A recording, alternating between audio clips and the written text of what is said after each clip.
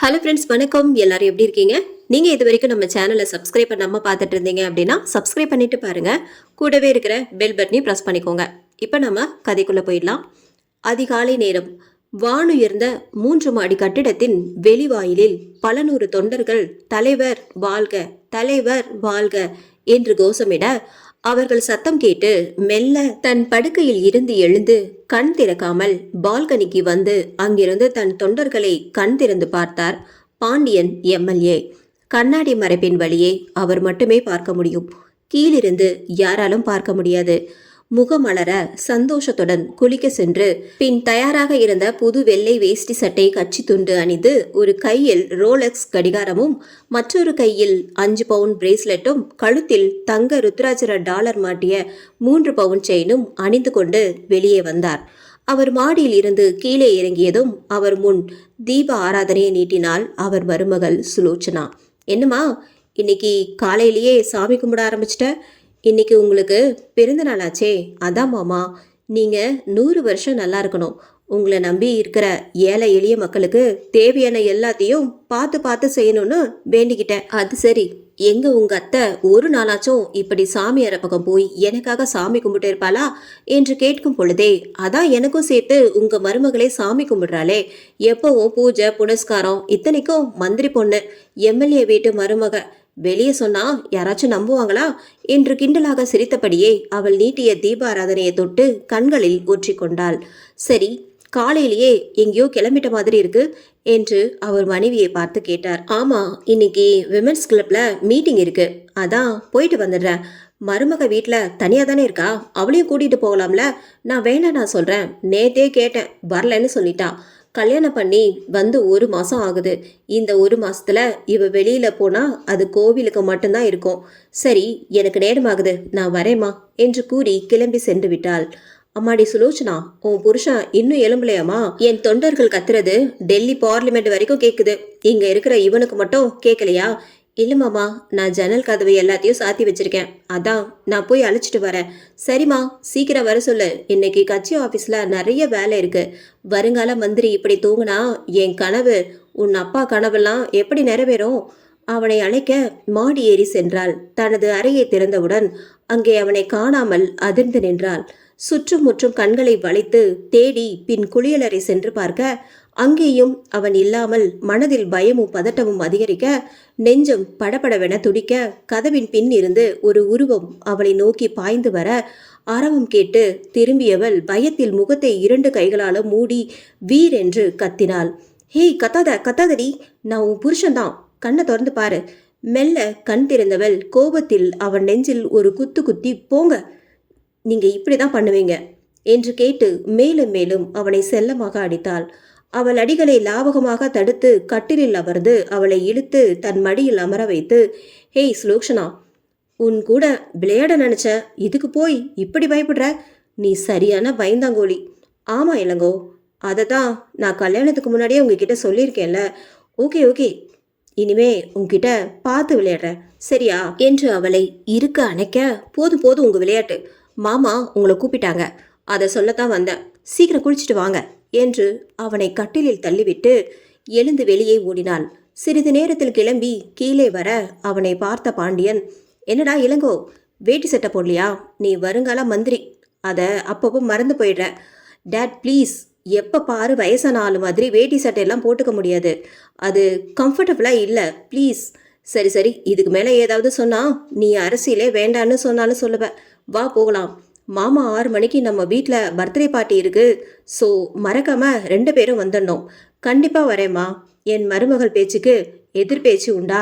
அனைவரும் கிளம்பி சென்றுவிட சுலோச்சனா அடுகலைக்குள் சென்றாள். அங்கே 2 வேலையாட்கள் சமைத்து கொண்டிருக்க அவர்களுடன் பேசிக்கொண்டே அவர்களுக்கு உதவி செய்தாள். என்னம்மா நீங்க எதுக்கு இதெல்லாம் செய்றீங்க? நாங்கள் செஞ்சுக்கிறோம் என்று மறுக்க, வேலை செய்யாமல் எவ்வளவு நேரம் இருக்கிறது? அதுவும் இல்லாமல் தனியார் ரூம்ல இருந்தா மனசு கண்டதையும் யோசிக்கும், பயம் வரும். உங்களோட சேர்ந்திருந்தா பாதுகாப்பா இருக்கிற மாதிரி இருக்கு, அதான். சரியாக அனைவரும் 6 மணிக்கு வந்துவிட வீட்டு தோட்டத்தில் பார்ட்டிக்கான ஏற்பாடுகள் செய்திருக்க முக்கிய தொழிலதிபர்கள், பிற எம்எல்ஏக்கள் என விஐபிகள் பட்டாளம் நிரம்பி வழிய அங்கே பாண்டியனின் 58வது பிறந்தநாள் விழா கோலாகலமாக நடைபெற்றது.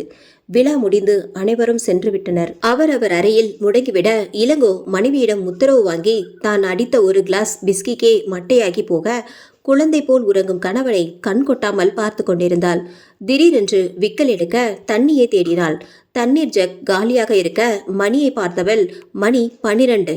தனியே கீழே போகவும் பயமாக இருந்தது. இளங்கோவனை எழுப்பி பார்த்தாள். அவன் அசைவின்றி கிடக்க வேறு வழியின்றி கீழே இறங்கி வந்தாள்.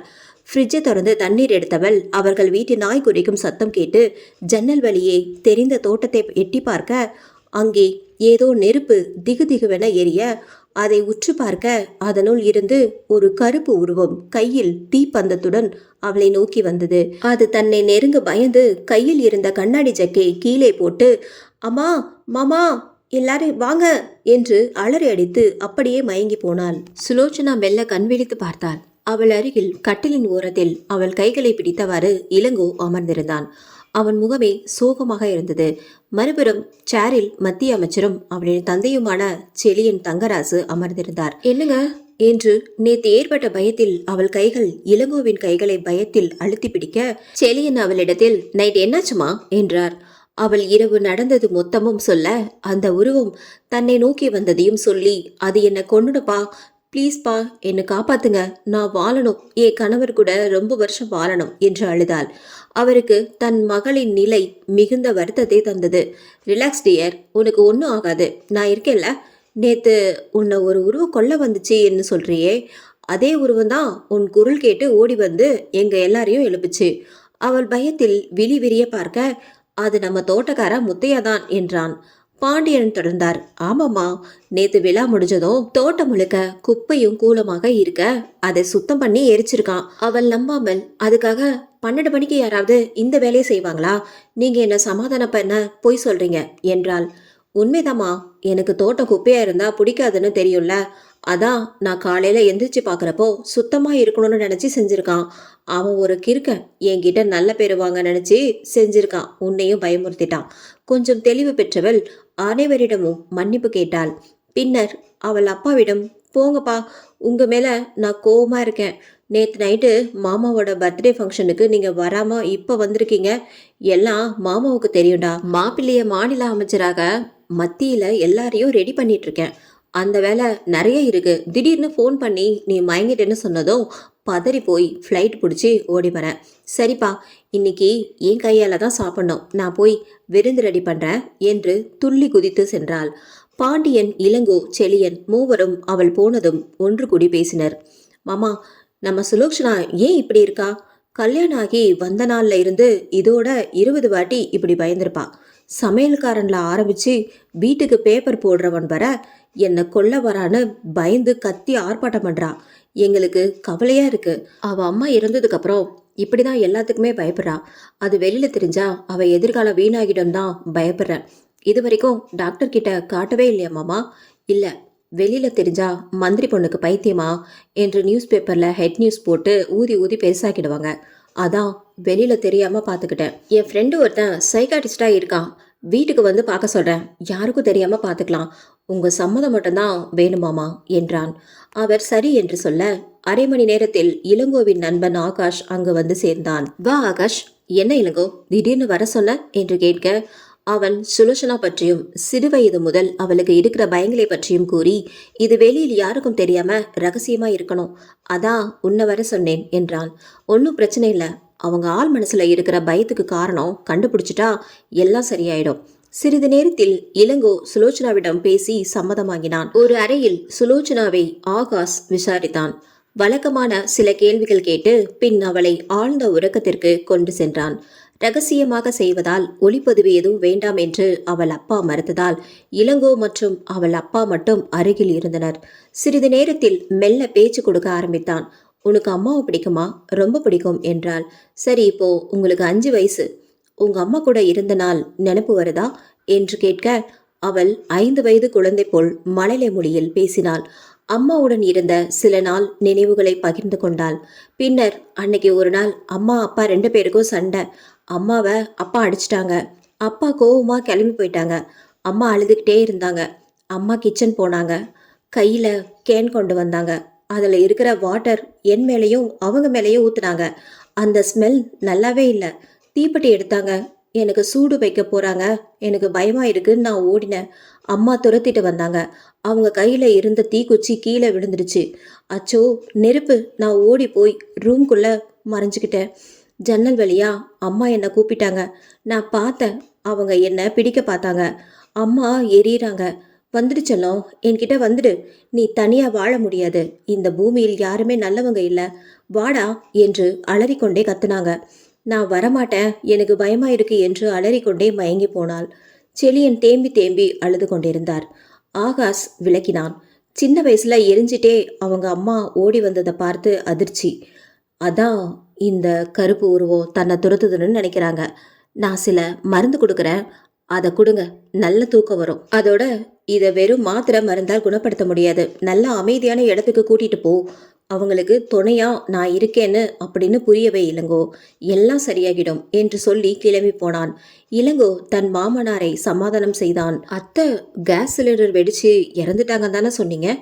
அவளும் நானும் ஒருத்தர் விரும்பி கல்யாணம் பண்ணிக்கிட்டோம். சந்தோஷமா வாழ்ந்தோம். அதுக்கு அடையாளமா சுலோச்சனாவும் பிறந்தா. அப்போதான் நான் அரசியலில் கொஞ்சம் கொஞ்சமாக வளர்ந்துட்டு வந்துட்டு இருந்தேன். நேர காலம் பார்க்காம கட்சி வேலையா ஊர் ஊரா சுத்தினேன்.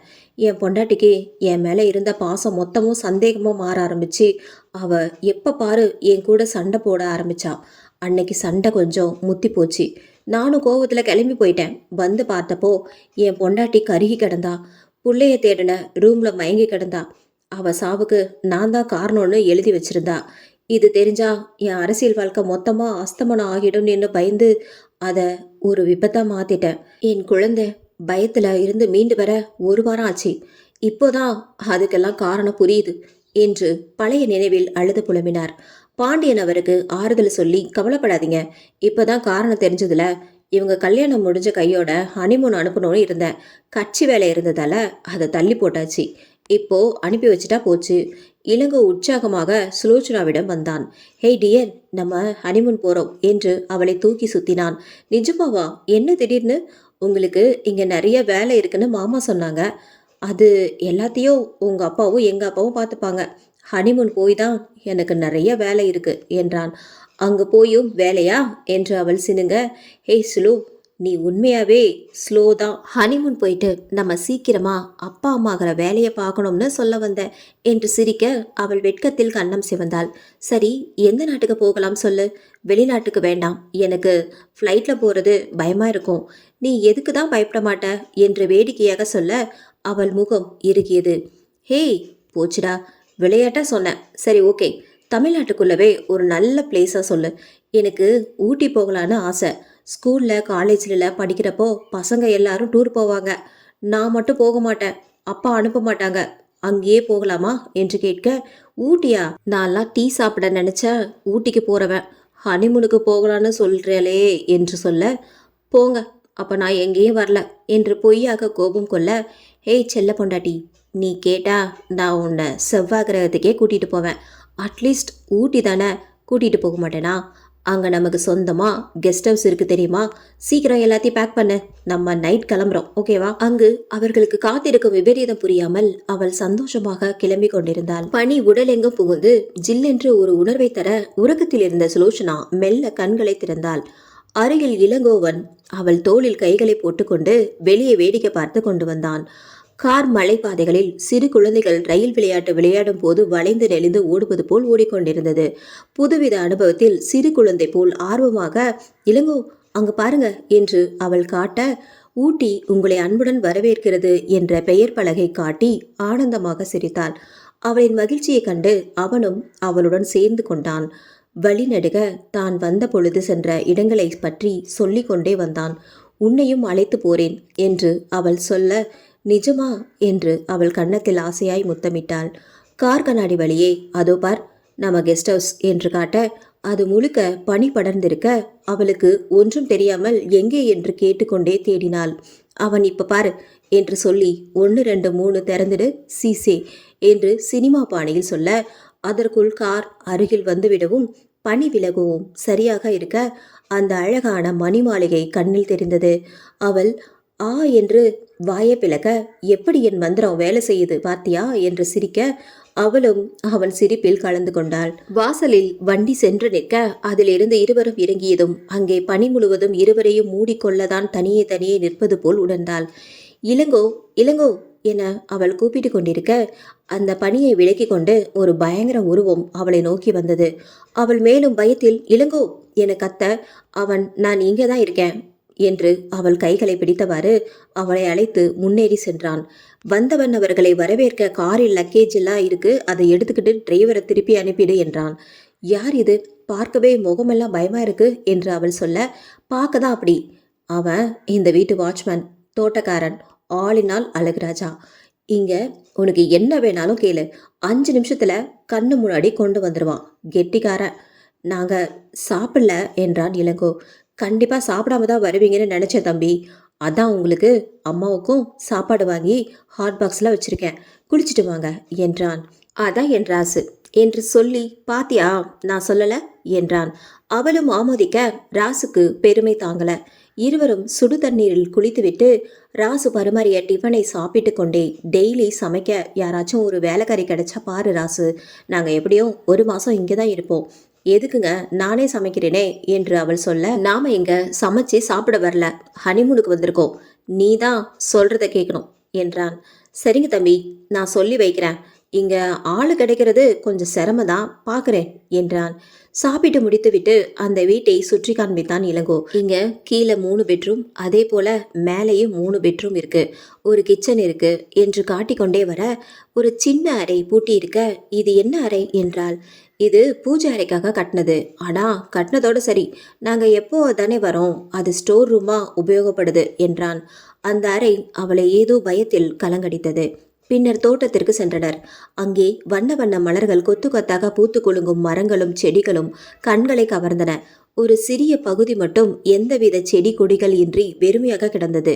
அதை நோக்கி நடக்க திடீரென குதிரை கணைக்கும் சத்தம் கேட்டு திரும்ப, அங்கே ஒரு கருப்பு வண்ண குதிரை இளங்கோவை பார்த்து அழைக்கும்படி சைகை செய்து கத்தியது.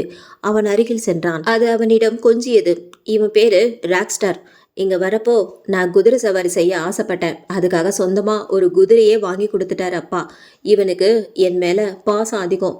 அவள் அருகில் சென்று தொட்டு பார்க்க, அது அவளை தொட அனுமதிக்காமல் திமிரியது. என்னையும் ராசுவையும் மட்டும்தான் தொட விடுவான், வேற யாரையும் இவன் தொட விட்டதில்லை என்றான். பின்னர் இருவரும் ஊட்டியை சுற்றி பார்க்க கிளம்பினர். ரோஸ் கார்டன், சூசைட் பார்க் சென்று சுற்றி பார்த்துவிட்டு லேக் சென்று போட்டிங் செய்தனர். நிம்மதியாக இருந்தது அவளுக்கு. வரும் வழியில் சில ரோஜா செடிகள் வாங்கினாள். இது எதுக்கு என்று அவன் கேட்க, நம்ம கெஸ்ட் ஹவுஸில் வைக்கதான், இந்த வண்ண ரோஜா செடி அங்கே இல்லை, அதான் என்றாள். மதியம் உணவு சாப்பிட்டு சுற்றி பார்த்துவிட்டு வர மாலை 4 மணி ஆகியிருந்தது. வீட்டிற்கு வந்ததும் குதிரை கத்தி கொண்டிருக்க, அதை ராசு அதட்டி கொண்டிருந்தான். என்னாச்சு ராசு, ராக்ஸ்டார் ஏன் இப்படி சத்தம் போடுறான் என்று கேட்க, அவன் அருகில் சென்று தடவ அது கோவமாக முகத்தை திருப்பி கொண்டது. ஓஹோ, இதான் விஷயமா? சாருக்கு என் மேலே கோவமா? நான் வந்ததும் உன்னை சவாரி கூட்டிகிட்டு போகல அதானே என்று சொல்ல, ஆமாம் என்பது போல் அது தலையாட்டியது. சரி, இப்போவே போகலாம் என்று சொல்லிவிட்டு நான் ஒரு ரவுண்டு போயிட்டு வந்துடுறேன் என்றான். சரிங்க என்றாள். தம்பி, நான் போயிட்டு வேலைக்கு ஆள் வேணும்னு தெரிஞ்ச ஒருத்தவங்கிட்ட சொல்லிட்டு அப்படியே யாராச்சும் கிடைச்சா கையோட கூட்டிகிட்டு வந்துடுறேன் என்றான். சரி, சீக்கிரம் வந்துடுங்க. அவனும் குதிரையில் விருட்டென்று கிளம்பி செல்ல அதனை ரசித்தவள், வளர்ப்பு பிராணிகள் மீது கூட இவ்வளவு பாசம் வைத்திருக்கிறாரே என்று மனம் பூரிப்படைய தான் வாங்கி வந்த ரோஜா செடிகளை நடுவதற்கு நல்ல இடமாக தேடினாள். வெறுமையாக இருந்த அந்த இடத்தை நோக்கி சென்றாள். அருகில் இருந்த மண்வெட்டியால் அந்த இடத்தை தோண்டினாள். ஈரப்பதம் அதிகமாக இருக்க தோண்டுவது கடினமாக இருக்கவில்லை. 2 அடி ஆழம் தோண்டியவுடன் மண்வெட்டியில் ஏதோ சிக்குவது போல் இருக்க வேகமாக இழுத்தாள். மண்வெட்டி கையை விட்டு நழுவி தூரமாக விழுந்தது. அதிலிருந்து சில தாயத்துகள் தூரமாக வீசி எறியப்பட்டிருந்தது. அதை உற்று பார்ப்பதற்குள் பலமாக காற்று வீசியது.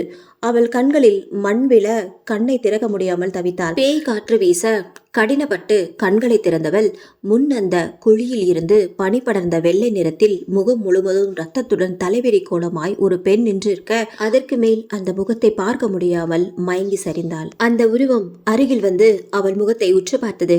இங்கே ஏனடி வந்தாய் என்று கேட்டது. அரை மயக்கத்தில் இருந்தாலும் சுலோச்சனா காதில் அது நன்றாகவே விழுந்தது. ஒரு துளி கண்ணீர் அவள் கன்னத்தில் விழுந்தது. இது மழை துளியா? இல்ல இது அந்த உருவத்தின் கண்ணீர் துளிதான்? பேய் அழுகிறதா? இல்லை, இது என் கற்பனை, இது என் கற்பனைதான் என்று மறுபடி அவள் மனம் சொல்லிக் கொண்டது. அவள் முழுவதும் மயங்கிவிட்டாள். கண் திறந்து பார்க்கையில் வழக்கம் போல் தான் கட்டிலிலும் அருகில் தன் கணவன் அவள் கைகளை பிடித்த வண்ணமே சோகமாய் ஒரு மாதிரி உட்கார்ந்திருந்தான். முகத்தை பார்த்து கொண்டு அமர்ந்திருந்தான். அவள் மெல்ல எழுந்து அமர, சாரிடா ஸ்லோ, நான் உன்னை தனியா விட்டுட்டு போயிருக்க கூடாது. உன்னை இங்க கூட்டிட்டு வந்ததே உன் பயத்தை எல்லாம் போக்கி உன்னை சந்தோஷமா இங்க இருந்து கூட்டிட்டு போகலான்னு தான். ஆனா கடைசியில இங்கேயும் நீ இப்படி மயங்கி விழுந்துட்ட.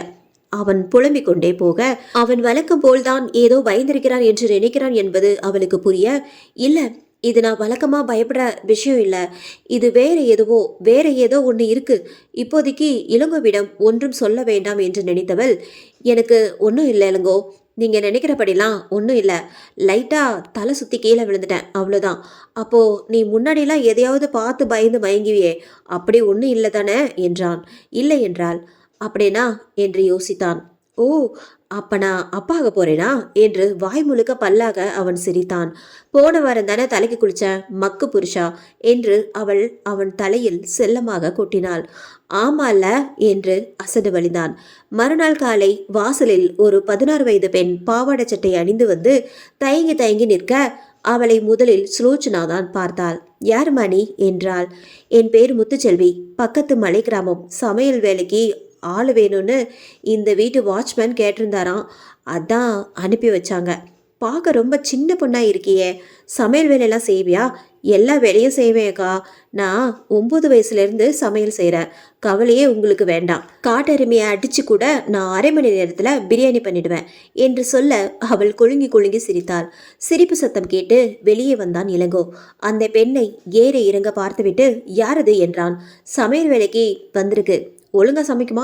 தெரியல, ஆனா நல்லா பேசுறா, எனக்கு ரொம்ப பிடிச்சிருக்கு என்றார்.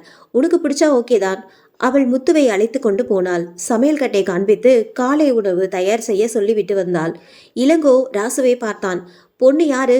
எப்படி நம்பி வேலைக்கு வைக்கலாமா? பொண்ணுக்கு அம்மா மட்டும்தான், தம்பி பாவம், ஏழை குடும்பம், சொந்தமெல்லாம் பெருசா யாரும் இல்லை, உதவிக்கு என்று சொல்ல யாருமே இல்லை, நல்ல வேலை பார்க்கும்னு முன்னாடி வேலை பார்த்த இடத்துல சொன்னாங்க.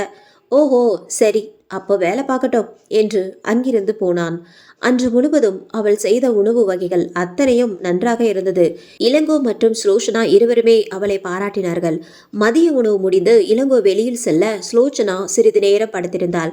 உறக்கம் வராமல் போக முத்துவிடம் பேசலாம் என்று சமையல் அறைக்கு வர பூட்டியிருந்த அறையில் இருந்து செல்போன் ஒலிக்கும் சத்தம் கேட்க அதன் அருகில் சென்றாள்.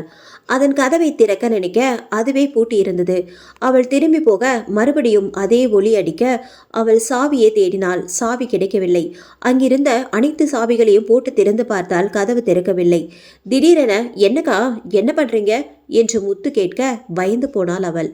பயத்துடன் திரும்பி, ஒன்றும் இல்லை, இந்த ரூம் திறக்க மாட்டேங்குது என்றாள். என்ன ஒரு மாதிரியா இருக்கீங்க, உடம்பு சரியில்லையா? ஒன்றுமில்ல முத்து, நீ இப்படி வா, உன் வேலையெல்லாம் முடிஞ்சதுன்னா நம்ம கொஞ்ச நேரம் பேசலாம். சரிக்கா. இருவரும் நீண்ட நேரம் பேசிக்கொண்டே இருந்தனர். முத்துவை அவளுக்கு மிகவும் பிடித்திருந்தது. நான் ஊருக்கு போறப்போ என் கூடவே வந்துடுறியா என்றாள்.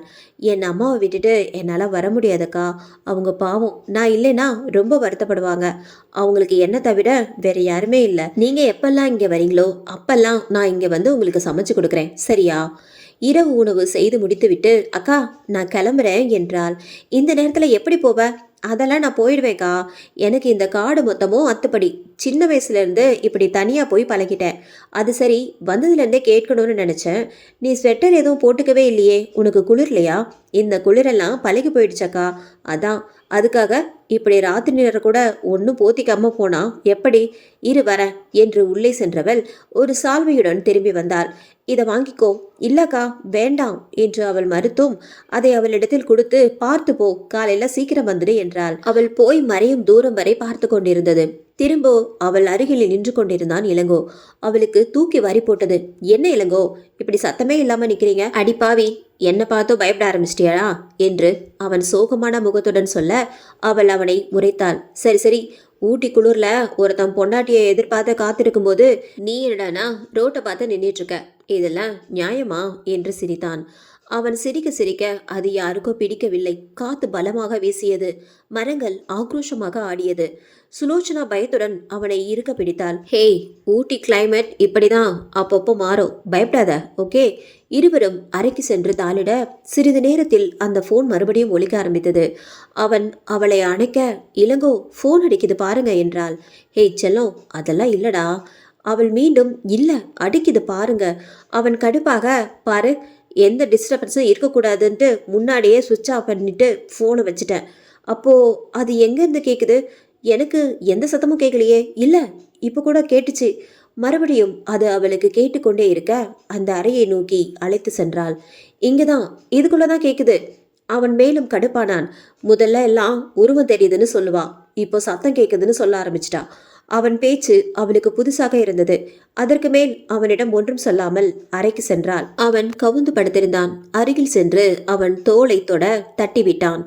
என்ன, மூட் அவுட் ஆகி போச்சா? பேசாம படு என்றான். அவள் கண்கள் குளமாக அவனுக்கு தெரியாமல் அழுது கொண்டே உறங்கி போனாள். மறுநாள் காலையில் நேரத்துக்கு முத்துச்செல்வி வந்துவிட மடமடவென எல்லா வேலையும் செய்து முடித்தாள். லேட்டாக எழுந்து வந்தாள் சுலோச்சனா. ஏய், அதுக்குள்ள வந்துட்டியா? எல்லா வேலையும் முடிஞ்சுதுக்கா என்று அவள் சொல்ல, பரவாயில்லையே.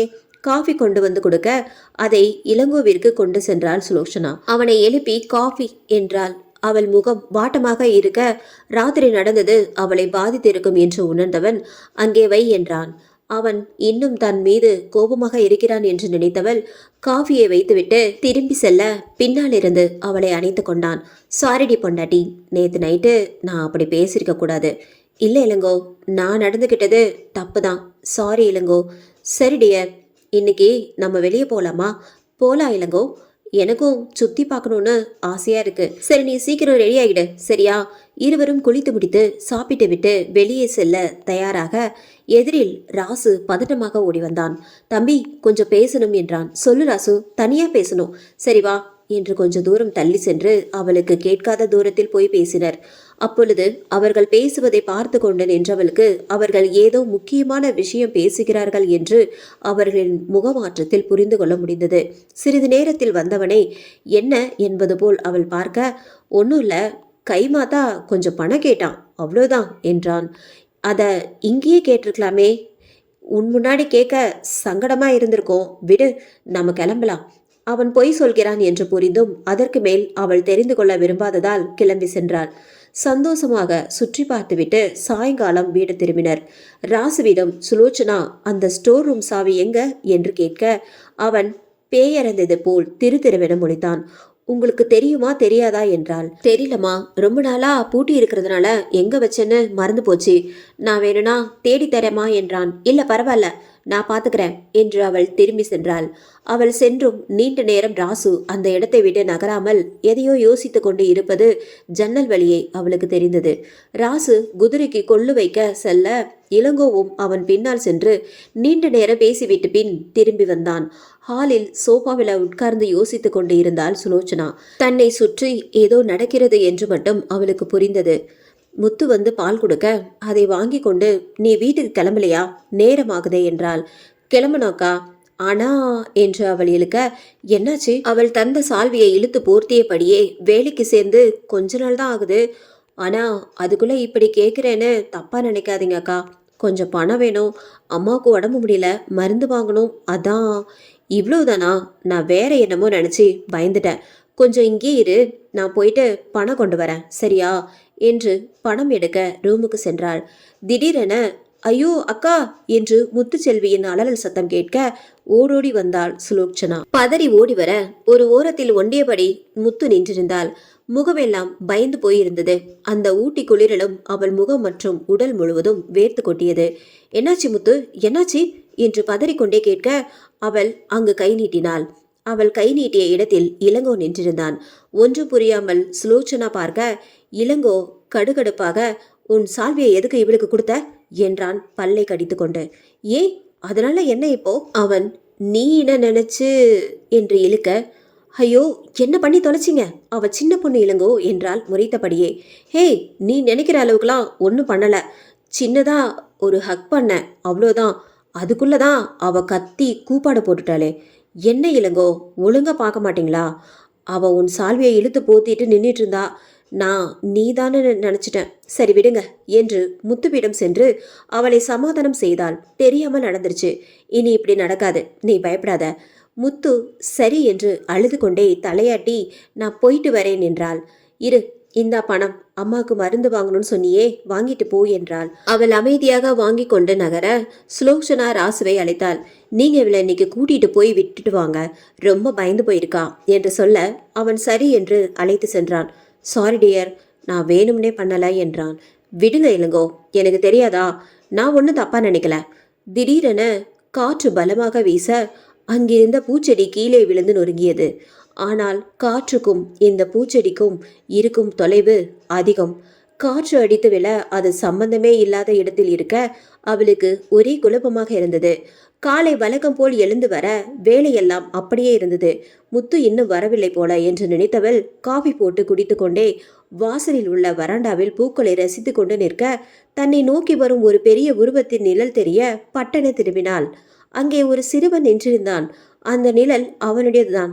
கொஞ்சம் தன்னை ஆசுவாசப்படுத்தி கொண்டு, யார் நீ? தயங்கியபடியே, முத்து அக்கா வீட்டு பக்கத்துல தான் நான் இருக்கேன்.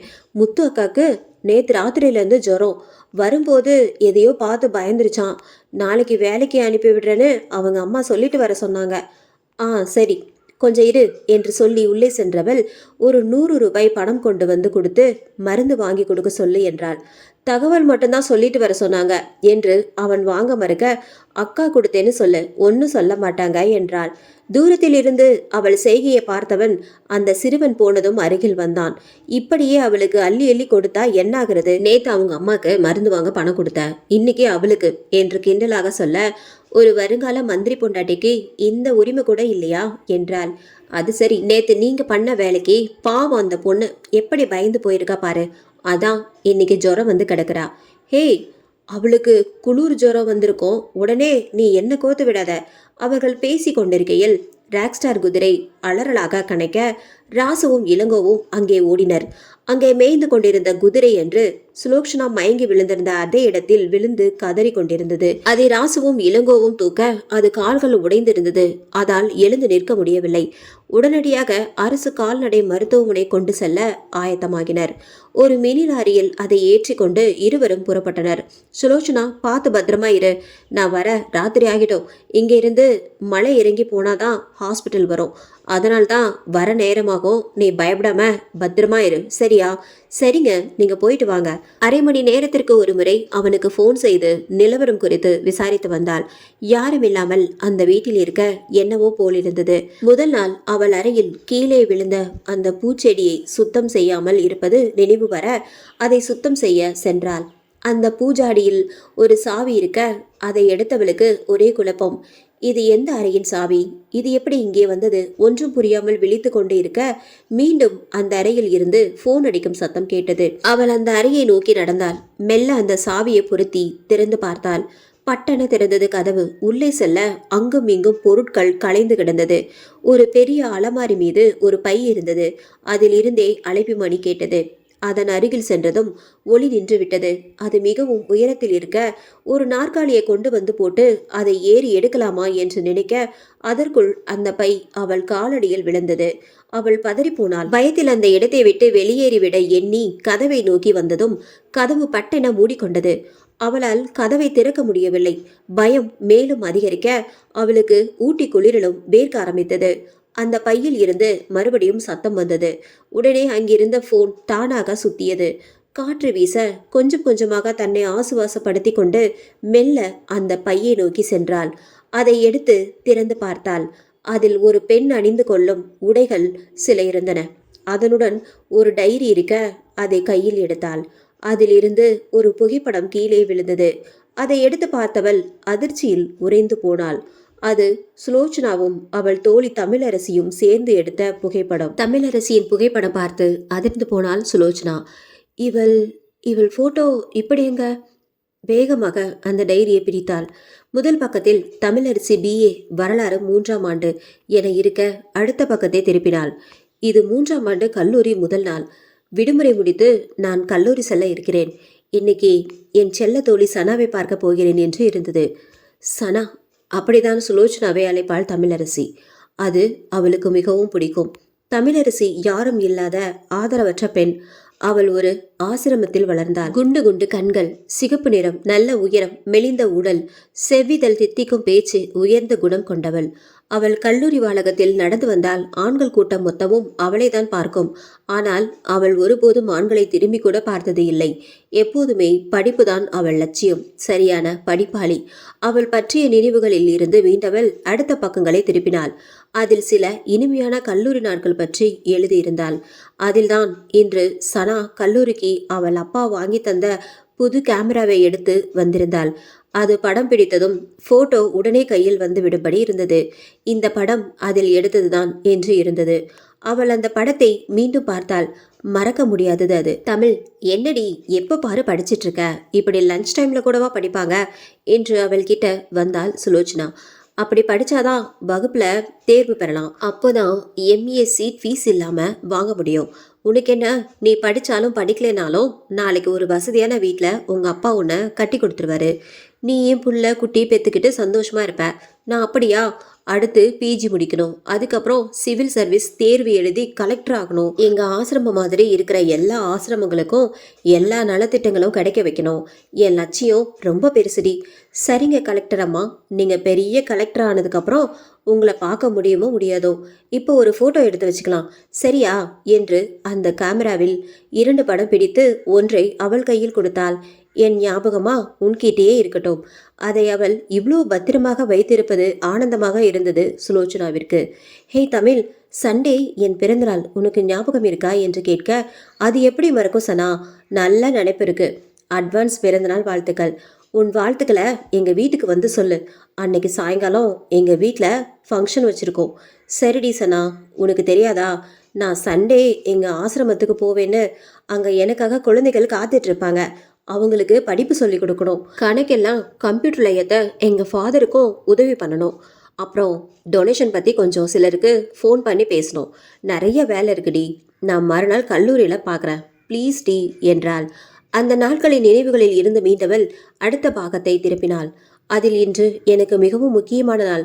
நான் வழக்கம் போல ஆசிரமத்திற்கு சென்றிருந்தேன். அங்கே ஒரு ஆடவன் வந்திருந்தான். அவன் கண்களில் காந்தம் வைத்திருப்பான் போல.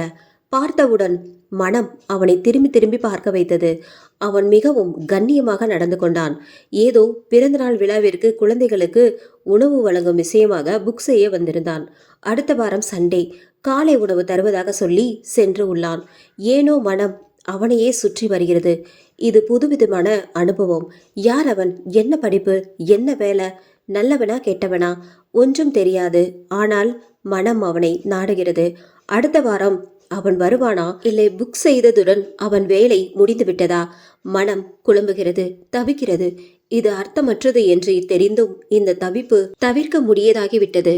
பின் வந்த ஒரு வார பக்கங்களில் அவள் அவனை பற்றியே சிந்தித்து கொண்டே இருப்பது அந்த எழுத்துக்களில் பிரதிபலித்தது. இன்று நான் சீக்கிரமாவே ஆசிரமத்திற்கு சென்று விட்டேன். அவன் வருவானா என ஆவலாக எதிர்பார்த்து கொண்டிருந்தேன். அவன் வந்தான். அன்று பார்த்ததை விட வேட்டி சட்டை அணிந்து இன்று கம்பீரமாக இருந்தான். அவன் அரசியல்வாதியின் மகன். தன் அப்பாவின் பிறந்த நாளிற்கே இந்த உணவு வழங்கும் ஏற்பாடு என்று புரிந்தது.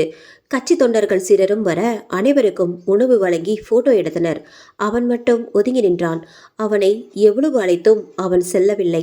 நான் அவனிடம் மெல்ல பேச்சு கொடுத்தேன். நீங்க போகலையா? இல்லை, எனக்கு இதெல்லாம் பிடிக்காது. என் அப்பாவுடைய வற்புறுத்தலின் பேரில் தான் வந்தேன். சின்ன குழந்தைகளுக்கு சாப்பாடு கொடுத்து அதை போட்டோ எடுத்து போட்டு ஓட்டு வாங்குற பழக்கம் எப்போதான் போகுமோ என்றான். இதை நீங்க அப்படி பார்க்குறீங்க, ஆனால் நாங்கள் அப்படியாவது இந்த குழந்தைகளுக்கு ஒருவேளை நல்ல சாப்பாடு கிடைக்குமான்னு நினைக்கிறோம் என்றேன். அவன் என் பெயரை கேட்டு தெரிந்து கொண்டான். ஆனால் நான் அவன் பெயரை கேட்பதற்கு முன் ஒருவர் வந்து அவனை வலுக்கட்டாயமாக அழைத்து போய் போட்டோ எடுத்துக்கொண்டார். அவன் பெயர் என்னவாக இருக்கும்? இப்படியே நாட்கள் நகர்ந்தது. இன்று எனக்கு மிகவும் முக்கியமான நாள். ஆம், நான் அவனை மறுபடியும் சந்தித்தேன். இன்று வழக்கம் போல் டொனேஷன் சம்பந்தமாக ஒருவருக்கு ஃபோன் செய்து பேசிக் கொண்டிருந்தேன். அவர் முடியாது என கைவிரித்து விட்டார். அந்த கவலையுடன் போனை வைத்து நிமிர அவன் என் முன் நின்று கொண்டிருந்தான். என்ன மிஸ் தமிழரசி, உங்க முகமே சரியில்லையே என்றான். நான் டொனேஷன் கிடைக்காததை சொல்ல என்கிட்டெல்லாம் கேட்க மாட்டீங்களா என்றான். நல்ல மனம் இருக்கிற யார் வேணும்னாலும் கொடுக்கலாம் சார் என்றேன். அவன் உடனடியாக 50,000 ரூபாய்க்கு செக் எழுதி கொடுத்தான். என்ன விஷயமா வந்தீங்க சார் என்றேன். என் நண்பனுக்கு பிறந்தநாள், அதான் அதை இங்க கொண்டாடலாம் என்று நினைத்தேன். போன முறை இந்த குழந்தைகளுக்கு ஒருவேளை நல்ல சாப்பாடு கிடைக்கணும் நீங்க சொன்னது நினைப்பு வந்துச்சு. அதான் புக் பண்ணிட்டு போகலான்னு வந்தோம். எப்பொழுது என்றேன். வர புதன்கிழமை என்று சொல்ல நான் வருத்தத்துடன் ஓஹோ சரி என்றேன். சரி நான் வரேன் என்று சொல்ல என் உடலை விட்டு உயிர் பிரிவது போன்று இருந்தது. இந்த முறையும் பெயர் கேட்க மறந்துவிட அவசர அவசரமாக அவன் பின்னால் ஓடி உங்கள் பெயரை நீங்க சொல்லவே இல்லையே என்றேன். அவன் என்னை ஒரு மாதிரியாக பார்க்க, இல்ல டொனேஷன் ரெஜிஸ்டர்ல நோட் பண்ணணும், செக்ல பாருங்க கையெழுத்து போட்டிருப்பேன் என்றான். அங்கே முத்து முத்தான எழுத்தில் அவன் பெயர் அச்சிடப்பட்டிருந்தது. இளங்கோவன். ஆம், என்னவனின் பெயர் இளங்கோவன். அதிர்ச்சியில் உறைந்து போனாள் சுலோச்சனா. அரசியல்வாதியின் மகன் இளங்கோவன். அனைத்தும் தன் கணவனை குறிக்க ஒன்று புரியாமல் அடுத்த பக்கத்தை திருப்பினாள். அவன் உருவம் அழகாக வரைந்திருந்தாள். என் கணவன், என் தோழியின் காதலன். என்ன இது கொடுமை? அவள் நொந்து போனாள். புதன்கிழமை இது என் வாழ்க்கையே புரட்டி போட்ட இன்ப நாள். இன்று நான் இளங்கோவை காண கல்லூரி செல்லாமல் விடுப்பு எடுத்து ஆசிரமத்திற்கு சென்றேன். ஆசிரமத்தில் ஃபாதர் கேட்க இன்று விடுமுறை என்று முதல் முறை பொய் சொன்னேன். அவன் வருகைக்காக காத்திருந்தேன். என்னவன் வந்தான். என் இருதயம் படபடவென துடித்தது. நான் அவன் கண்களுக்கு தெரியாமல் ஒளிந்து கொள்ள அவனோ யாரையோ தேடினான். அது என்னதான் எனக்கு தெரியும். நான் மெல்ல அவன் கண்ணுக்கு தெரிய வெளியே வந்தேன். அவன் கண்களால் என்னை கொள்ளையடித்து அப்படியே விழுங்கி கொண்டான். என் உடம்பு ஜில்லிட்டு போனது. சிறிது நேரத்தில் அனைவரும் சாப்பிட்டு முடிக்க அவன் என் அருகில் வந்தான். கிளம்ப போகிறேன் என்று என் மனம் வருந்தியது. தமிழ் என்று சுருக்கமாக அழைத்தான். என்னுடன் காஃபி குடிக்க வர முடியுமா என்று அவன் கேட்க நான் ஆடி போனேன். ஒத்துக்கொள்ளவா இல்லை மறுக்கவா மனம் திண்டாடியது. மறுக்க மனம் வரவில்லை. ஃபாதரிடம் சென்று சாக்குபோக்கு சொல்லி அவனுடன் கிளம்பினேன். பட்டென்று அவன் உன்னை காதலிக்கிறேன் என்று சொல்ல நான் மூச்சு விட முடியாமல் திணறித்தான் போனேன். என்னை கண்ட நாள் முதலே இந்த மயக்கம் என்று சொன்னான். எனக்கும் அதே மயக்கம் என்று சொல்ல முடியாமல் நான் யோசித்து சொல்கிறேன் என்று சொன்னேன். கையில் ஒரு விசிட்டிங் கார்டை கொடுத்தான். அதில் ஃபோன் நம்பர் இருந்தது. அடிக்கடி பேசலாம் என்றான். அடுத்து வந்த நாட்களில் இருவரும் அடிக்கடி சந்தித்தோம். பழகியதும் அவர்களது நெருக்கத்தையும் பற்றி தெளிவாக எழுதியிருந்தாள் தமிழரசி. இதுவரை என் நெருங்கிய தோழி சனாவிற்கு கூட இந்த விஷயத்தை நான் சொல்லவில்லை. அவர் பெரிய இடம். அரசியல் வட்டாரத்தில் எப்படியாவது இது கசிந்துவிட்டால் அவர் அப்பா இதை ஏற்க மாட்டார் என்று இளங்கோ என்னை பலமுறை எச்சரித்துள்ளார். அப்படி இருக்க அவளோ மந்திரி மகள். அவரிடம் எப்படி இதை பற்றி சொல்வது? சுலோச்சனா கண்கள் குளமாகியது. இது என்ன குழப்பம்? என் பிறந்த நாள் அன்று காலையில்தான் இவர்கள் சந்தித்திருக்கிறார்கள். அன்று இரவு என் வீட்டில் நடந்த விழாவுக்கு வந்தபோது தானே நானும் இளங்கோவும் சந்தித்து கொண்டோம். பார்த்தவுடன் பிடித்து போக அவர் கண்களால் என்னிடம் காதல் மொழி பேசினாரே. அடுத்தடுத்து இவர்கள் பழகிய நாட்களில் தானே எங்கள் வீட்டில் கல்யாண பேச்சு நடந்து கொண்டிருந்தது. ஒரே நேரத்தில் என்னையும் பெண் பார்த்து பேசி நிச்சயம் செய்தும் இருக்கிறார். தமிழுடன் நெருங்கியும் பழகி இருக்கிறார். கடவுளே, ஒன்றுமே புரியவில்லையே. மனம் நொந்து போனாள். மேற்கொண்டு படிக்க இன்று அவர் என்னிடம் நம்ம விஷயம் அப்பாவுக்கு தெரிஞ்சு போச்சு. சீக்கிரம் எனக்கு வேறு வசதியான வீட்டில் பொண்ணு பார்க்க ஆரம்பிச்சிட்டாங்க. நம்ம உடனடியாக திருமணம் முடித்தாக வேண்டும் என்றார். இன்னும் என் படிப்பு முடியல. என் லட்சியத்தை நான் அடையல. அதுக்குள்ள திருமணமா? நான் மறுத்தேன். அதை திருமணம் முடிந்ததும் பார்த்து கொள்ளலாம். உன்னை என்று ஒருத்திய நினைவினால் கூட தொடமாட்டேன். நீ இன்றி நான் இல்லை. இன்றே நம் திருமணம் இல்லையே, நாளை நான் பிணம் என்றான். மனம் பதறினேன். சரி என்றேன். என் மனம் கவர்ந்த ஒருவருடன் என் வாழ்வை துவங்கப் போகிறேன். என்னை தேட வேண்டாம் என்று கடிதம் எழுதி ஆசிரமத்திற்கு அனுப்பினேன். ஹாஸ்டலை காலி செய்து அவருடன் புறப்பட்டேன். மருதமலை கோவிலில் அவர் நண்பர்கள் கணேஷ், சித்தார்த், லியோ, மாலிக் முன்னிலையில் திருமணம் இனிதே முடிவடைந்தது. எங்கள் திருமணத்தை அவர் போனில் படம் பிடித்து கொண்டு அங்கேயே சாப்பிட்டு ஊட்டி கிளம்பினோம். இன்று நாங்கள் ஊட்டியில் இருக்கிறோம். இது அவருடைய கெஸ்ட் ஹவுஸ். இவ்வளோ பெரிய வீடு. நான் மிரண்டு போனேன். ரம்மியமாக இருந்தது. பனி படர்ந்து எங்கும் பச்சை பசேல் என கண்ணுக்கு குளிர்ச்சியாக இருக்கிறது. இன்று நான் என் வாழ்க்கையை துவங்க இருக்கிறேன். இன்று எங்களுக்கு முதல் இரவு. இது மறக்க முடியாத ஓர் வாழ்க்கை பயணத்தின் துவக்கம். கண்ணீருடன் சுலோச்சனா அடுத்த பக்கத்தை திருப்ப அது காலியாக இருந்தது. அதற்கு மேல் எழுதவில்லை. அருகில் இருந்த போனை எடுத்து பார்த்தாள். அதில் கேலரி தானாக திறக்க திருமண போட்டோ ஒன்றன் பின் ஒன்றாக திரையில் விரிந்தது. தமிழுடன் இளங்கோ நெருங்கி நின்று கொண்டிருந்தான். அத்தனை போட்டோவிடம் தமிழ் முகம் மலர்ந்திருந்தது. இவ்வளவு ஆனந்தமாக நான் அவளை பார்த்ததே இல்லையே. தமிழ், நீ எங்கடி இருக்க? இது என்னடி சோதனை, எனக்கு ஒண்ணுமே புரியல என்று தலையில் கை வைத்து டேபிளில் சாய்ந்து அழுது கொண்டிருக்க, சனா சனா என குரல் கேட்டது. நான் உன் பக்கத்துல தாண்டி இருக்கேன். நான் முன்னாடி வந்தா நீ பயப்பட மாட்டியே. வாழ்க்கையே வெறுத்து போயிருக்க. பயம் என்னடி பயம்? இந்த நொடி நெஞ்சு வெடிச்சு சாகலாம் போல இருக்கு என்றாள். கண்ணிமைக்கும் நேரத்தில் அவள் முன் ஒரு வெள்ளை நிற உருவம் தோன்றியது. முகமெங்கும் ரத்தம், உடல் எங்கும் காயம். பார்க்கவே பரிதாபமாக இருந்தது சுலோச்சனாவுக்கு. என்னடி கோலம் இது? எப்படி இந்த நிலைமை? யார் உன்னை இப்படி செஞ்சது? இது விதி செஞ்ச கோலமடி. நான் எடுத்த அவசர முடிவினால் வந்த விபரீதம். தமிழ், உன் டைரி படித்தேன். அதுல அதுல ஏன் புருஷன் ஏன் புருஷன் என்று விம்மி விம்மி அழுதாள் சனா. உன் புருஷன், அதுக்கு முன்னாடி அவன் ஏன் புருஷன், அதுக்கு முன்னாடி இப்படி எத்தனை பொண்ணுக்கு அவன் புருஷனா இருந்திருப்பானோ. தமிழ், அவர் அப்படிலாம் பண்ணியிருப்பார்னு என்னால் இப்போ வர நம்ப முடியலடி. அது தாண்டி அவன் திறமை. அந்த நினப்பு தாண்டி என்னையும் அழிச்சுது. சாக போகிற கடைசி நிமிஷம் வர நானும் அப்படி தாண்டி நம்பினேன். உனக்கு நான் சொல்கிறத விட நீ கண்ணால் பாரு, அப்போதான் புரியும் என்று கை நீட்ட அங்கிருந்த சுவற்றில் ஒரு ஒளிபட்டு காட்சிகள் படமாக விரிந்தன. முதல் ராத்திரி சுபராத்திரியாக அமைய காலை தலை குளித்து புடவை கட்டி முகம் முழுக்க வெட்கமும் புன்னகையும் நிறைந்திருக்க தமிழ் காஃபியுடன் அவனை எழுப்பினாள். அவன் எழுந்து அவள் கைகளை பிடித்து இழுக்க, விடுங்க இளங்கோ, இன்னும் உங்க ஆசை அடங்கலையா? இது ஒரு நாள் தீர்ற ஆசையா சொல்லு என்று அவளை இறுக அணைக்க அவளும் சொக்கி போனாள். போதும், காஃபி ஆறுது பாருங்க, குடிங்க என்று அவனை தள்ளிவிட, என்னடி அதுக்குள்ள தள்ளிவிடுற? இப்ப என்ன அவசரம்? என்ன அவசரமா? நம்ம சீக்கிரம் கிளம்பினாதானே சென்னைக்கு சீக்கிரமா போகலாம். அப்பாவை பார்க்கணும், அவங்க நம்மளை ஏத்துக்குவாங்களா? எப்படியாச்சும் அவங்கள சமாதானம் செய்யணும். எவ்வளோ வேலை இருக்கு.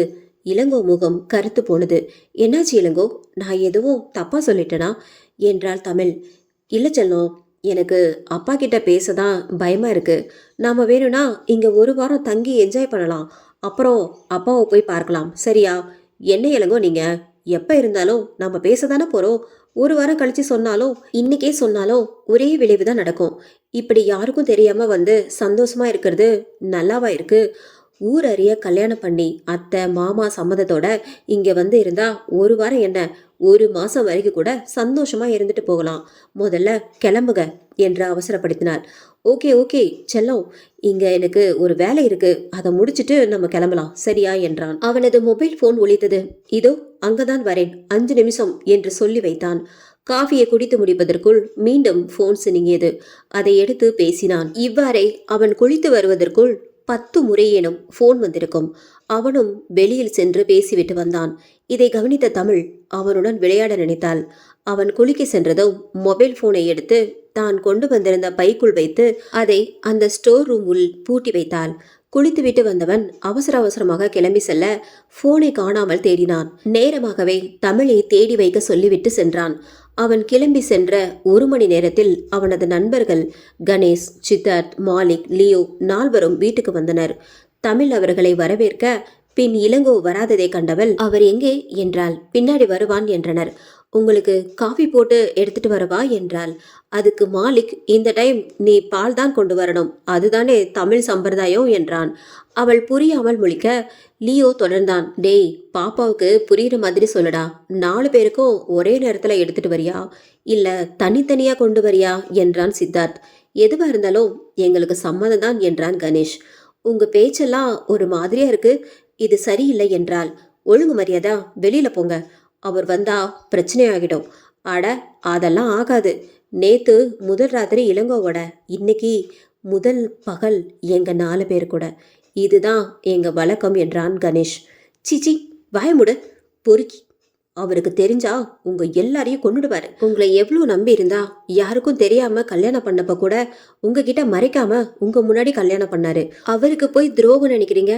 நீங்கெல்லாம் நல்லாவே இருக்க மாட்டீங்க. டேய் வளவலன்னு பேசி மூடவட்டாயி போச்சு மச்சி, இவ வலிக்கு வர மாட்டா என்று சொல்லி நால்வரும் அவளை துரத்த அவள் ராசு ராசு என்று கத்தினாள். அவர்கள் உரக்க சிரித்தனர். அவன் வெளியில யாரும் வராம காவல் இருக்கான், டோன்ட் வெரி பேபி என்றனர். அவள் கூப்பிடாத கடவுள் இல்லை, எந்த தெய்வமும் அவளை காக்க வரவில்லை. கடைசி நொடி வரை தன் கணவன் வந்து தன்னை காப்பாற்றுவான் என்று நினைத்தாள் தமிழ். ஆனால் நடக்கவில்லை. ஒரு அழகான பட்டாம்பூச்சி 4 குரங்குகளின் கையில் மாட்டிவிட்டது. அது ஒவ்வொரு ரெக்கையாக பீத்து போட்டது. இறுதி வரை போராடி போராடி தோற்று போனாள். மூச்சு முட்டியது, நெஞ்சு வலித்தது. எந்தவித அசைவுமின்றி ஒடுங்கி போனாள். சுயநினைவுற்றவாறு கிடந்தாள். இளங்கோ அங்கு வந்தான். சோஃபாவில் உட்கார்ந்து கொண்டு பேசினான். என்னடா 4 பேருக்கும் திருப்தியா? செம்ம நாட்டு கட்டமச்சி, இது வரைக்கும் பார்த்த ஃபிகர்ல இதான் A1 என்று சொல்லி அனைவரும் சிரித்தனர். அனைவரின் சிரிப்பு சத்தமும் அவளை சுயநினைவுக்கு வர செய்தது. அதனால் தானடா இவ்வளோ நாடகம். கல்யாணம் வர போக வேண்டியதா போச்சு. இதுவரை ஃபிகரை பார்த்தோமா பழகுனோமா, 4வது நாள் ரூம் போட்டு வேலையை முடிச்சுட்டு போயிட்டே இருப்போம். இவன் என்னடானா ரொம்ப ஓவரா பண்ணினான். கல்யாணம் பண்ணாதான் தொடவே விடுவேன்னு. சரி வந்தது வந்தாச்சு, ஒரு வாரமாச்சு என்ஜாய் பண்ணலான்னு பார்த்தா அப்பா கிட்ட கூட்டிட்டு போ, ஆட்டுக்குட்டி கிட்ட கூட்டிட்டு போன்னு ஒரே நசை. அதான் இன்னைக்கே முடிச்சிட சொன்னேன் என்றான். அவள் தன் சுய பலம் மொத்தத்தையும் கூட்டி எழுந்து நின்றாள். அட பாவி துரோகி, உன்னை எவ்வளோ நம்பினேண்டா. உன்னை சும்மா விட மாட்டேன், உன்னை சும்மாவே விட மாட்டேன். உங்களை போலீஸ் ஸ்டேஷனில் புகார் கொடுத்து உள்ளே தூக்கி போடுவேன். எனக்கு நியாயம் கிடைக்கிற வர ஓய மாட்டேன் என்று கத்தினாள். அதுக்கு உன்னை விட்டாதானடி என்று கன்னத்தில் ஓங்கி ஒரு அறை விட்டான். சுருண்டு விழுந்தாள். 4வரும் மாறி மாறி அடித்தனர். குத்துயிரும் குறை உசுருமாக அவள் துடித்து கொண்டிருக்க ராசுவை அழைத்தான் இளங்கோ. இவளை புதைச்சிடு, இவ இங்க வந்த தடயம் ஒன்று கூட இருக்கக்கூடாது என்றான். சரிங்க தம்பி என்று அவளை இழுத்து சென்று தோட்டத்தில் புதைக்க 2 அடி ஆழத்தில் நினைவு வர காத்து கருப்பு அண்டாமல் இருக்க அவனுக்கு மந்திரித்து கொடுத்த தாயத்தை பையில் வைத்திருந்தான். அதை கொண்டு வந்து அதன் மீது வைத்து உயிருடன் புதைத்தான். மூச்சு முட்டி அவள் உயிர் பிரிந்தது. இருந்தாலும் வஞ்சமும் பழிவாங்கும் எண்ணமும் அங்கேயே சுற்றி வந்து கொண்டிருந்தது. அந்த தாயத்து அவளது ஆன்மாவை வெளியில் வரவிடாமல் தடுத்தது. சித்தார்த் போன் அடிக்க அதை எடுத்து பார்த்தால் இளங்கோவின் அப்பா போன் செய்திருந்தார். டேய் உங்க அப்பா தாண்டா என்று அவனிடம் கொடுத்தான். ஹலோ அப்பா என்று பேசி முடித்து வைத்தவன், டேய் மச்சான்ஸ், ஒரு குட் நியூஸ், எனக்கு கல்யாணம் ஃபிக்ஸ் ஆயிடுச்சு என்றான். வாழ்த்துக்கண்டா, மந்திரி பொண்ணு தானே என்று கேட்க ஆமாம் என்றான். மச்ச காரண்டா நீ, நேத்து தான் முதல் ராத்திரி, அதுக்குள்ள மந்திரி பொண்ணு கூட கல்யாணமா என்று கிண்டல் அடிக்க, போதும் போதும்டா, அப்பா உடனே கிளம்பி வர சொல்லியிருக்காரு, கிளம்புக என்றான். அது சரி, எனக்கு எதுக்கு அப்பா ஃபோன் பண்ணாரு? உன் ஃபோன் எங்கடா? காலையிலேருந்து காணோண்டா. ராசுகிட்ட சொல்லிட்டு போகலாம், அவன் கிடைச்சதும் நான் அதை உடச்சி தூக்கி போட சொல்லிடலாம் என்று சொல்லி கிளம்பினர். காட்சி மறைந்தது. வலி, வேதனை, துரோகம் ஒட்டு மொத்தமாக தாங்க முடியாமல் தவித்து கொண்டிருந்தாள் சுலோச்சனா. தமிழரசி சொன்னவற்றை தாங்க முடியாமல் சுலோச்சனா வேதனையில் துடித்தாள். சனா, என் நிலைய பாத்தியா? எத்தனை கனவுகள் கண்டேனடி, இப்படி கருக்கிட்டானுங்க பாவிங்க. அவங்கள நான் சும்மாவே விட மாட்டேன், பழி வாங்கியே தருவேன். அப்போதான் என்ன மாதிரி அப்பாவி பொண்ணுங்க இப்படி நாசம் ஆகாம காப்பாற்ற முடியும். கண்டிப்பா நான் இப்பவே அப்பாவுக்கு ஃபோன் பண்றேன். இங்க நடந்த எல்லாத்தையும் சொல்லி அவங்க எல்லாரையும் கம்பி என்ன வைக்கிறேன். தேவையில்லை சனா, அது சாமானிய தமிழரசியா இருந்திருந்தா நீ சொன்னபடிதான் நானும் செஞ்சிருப்பேன். இப்போ பல கனவுகள் சுமந்து அது நிறைவேறாமல் செத்து போன பொண்ணுனா அவனுங்கள ரத்தம் பார்க்காம விட மாட்டேன். வேண்டாம் தமிழ், உயிருக்கு உயிர் விலை இல்லை. அவங்கள போலீஸ் பார்த்துக்கோ. புரியாம பேசாத. இவனுங்க எல்லாரும் பெரிய எடுத்த பசங்க. அது மட்டும் இல்ல, இளங்கோ அரசியல் சப்போர்ட் ரொம்ப அதிகமா இருக்கு. இதெல்லாம் ஒரு கேஸே இல்லை. சீக்கிரம் வெளியே வந்து மறுபடியும் பொண்ணுங்களை சீரழிக்க தான் செய்வான். நான் அவர் மேல உயிரே வச்சிருக்கேன் தமிழ், ரொம்ப நம்பினேன். கண்ணால பார்க்கலனா இதை நம்பி இருக்கவே மாட்டேன். அவனை சும்மா விடக்கூடாது. நீ சொல்லு, உனக்கு நான் என்ன பண்ணணும்னு சொல்லு தமிழ். எனக்கு உன் உடம்பு வேணும் சனா. வெறும் ஆத்மாவாக இருந்து நான் ஒன்றும் பண்ண முடியாது. உனக்குள் நான் வந்தாதான் அந்த பாவிகளை அழிக்க முடியும். கவலைப்படாத, நான் உன் இயல்பு வாழ்க்கையை பாதிக்காம என் வேலையை முடிச்சுட்டு போயிடுவேன். அது பிரச்சனை இல்லை இளங்கோ என்று கதறி சுலோச்சனா அழுக. கவலைப்படாத சனா, அவன் சுயரூபம் உனக்கே நல்லா தெரிய வரும்போது நீயே அவனை கொல்ல சொல்லுவ. அப்பதான் நான் அவனை கொல்லுவேன். இது சத்தியம், போதுமா என்றாள். அதோட நீ இளங்கோ பக்கத்துல இருக்கிறப்போ நான் உன் உடம்புல இருக்க மாட்டேன். அதோட நீ உனக்கு தெரிஞ்ச எதையும் இளங்கோ கிட்ட காட்டிக்காம இருக்கணும்.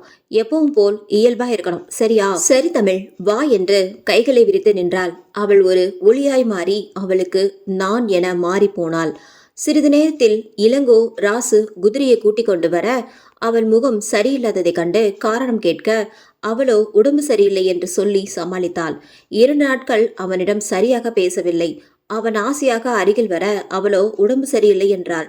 ராசுவை அழைத்தான் இளங்கோ. ராசு, இன்னைக்கு ராத்திரி ஒரு பொண்ணை ஏற்பாடு பண்ண முடியுமா?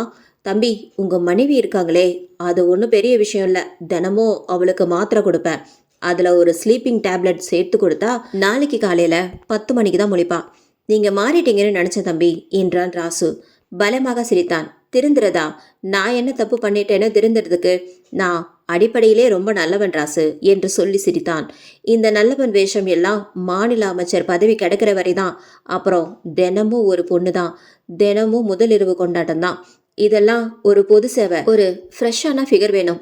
எவ்வளவு செலவானாலும் பரவாயில்ல. சரி தம்பி, இப்பெல்லாம் ரொம்ப டிமாண்ட். 1,00,000 ரூபாய் வேணும் தம்பி என்றான். நான் கையோட கூட்டிட்டு வந்துடுறேன் தம்பி என்றான். அவன் பேசுவதை ஜன்னலோரம் நின்று கேட்டுக்கொண்டிருந்த சுலோக்ஷனா கண்ணீர் வடித்தாள். அவள் அருகில் தமிழ் ஆத்மா வந்து நின்றது. ராசு விதி முடியும் நேரம் வந்துவிட்டது சனா. சற்று நேரத்தில் மாத்திரை கொண்டு வந்தான். செல்லம், இந்த மாத்திரை போட்டுக்கோ. இப்ப வேண்டாம் இளங்கோ, கொஞ்ச நேரம் கழிச்சு போட்டுக்கிறேன். நீ அப்படிதான் சொல்லுவ, ஆனா மறந்துடுவ. அதனால இப்பவே நான் கொடுப்பேன், நீ சாப்பிட்டுட்டு தூங்கு, சரியா என்றான். அவன் மாத்திரை கொடுக்க அதை வாங்கி கொண்டு வாயில் போட்டு விழுங்கியவள் அந்த தூக்கு மாத்திரையை மட்டும் விழுங்காமல் நாக்கு அடியில் வைத்து கொண்டாள். சரி இளங்கோ, இதோ வந்துடுறேன் என்று அடுப்பறை சென்று பாலில் அந்த மாத்திரையை கலக்கி கொண்டு வந்தாள். என்ன இது? பால் குடிங்க, நீங்க இன்னைக்கு சரியாவே சாப்பிடல. அவள் சொல்வதும் சரிதான். இன்று இரவை நினைத்து ஆனந்தத்தில் அவன் சரியாக சாப்பிடவில்லை. அதனால் எதையும் யோசிக்காமல் அதை வாங்கி மடமடவென குடித்தான். சற்று நேரத்தில் அவள் உறங்குவது போல் நடிக்க தன் வேலை சரியாக நடக்கிறது என்று எண்ணியபடி சாய்ந்து அமர்ந்திருந்தவன் அவனை அறியாமல் உறங்கி போனான். அவன் உறங்கியதும் சுலோச்சனா தமிழரசியின் ஆத்மாவுடன் ராசுவை தேடி சென்றனர். இளங்கோ சொல்லியது போல் எந்த பொண்ணும் கிடைக்காததால் வருத்தத்துடன் காரில் திரும்பி வந்து கொண்டிருந்தான். பிசுபிசுவென மழை தூறி கொண்டிருந்தது.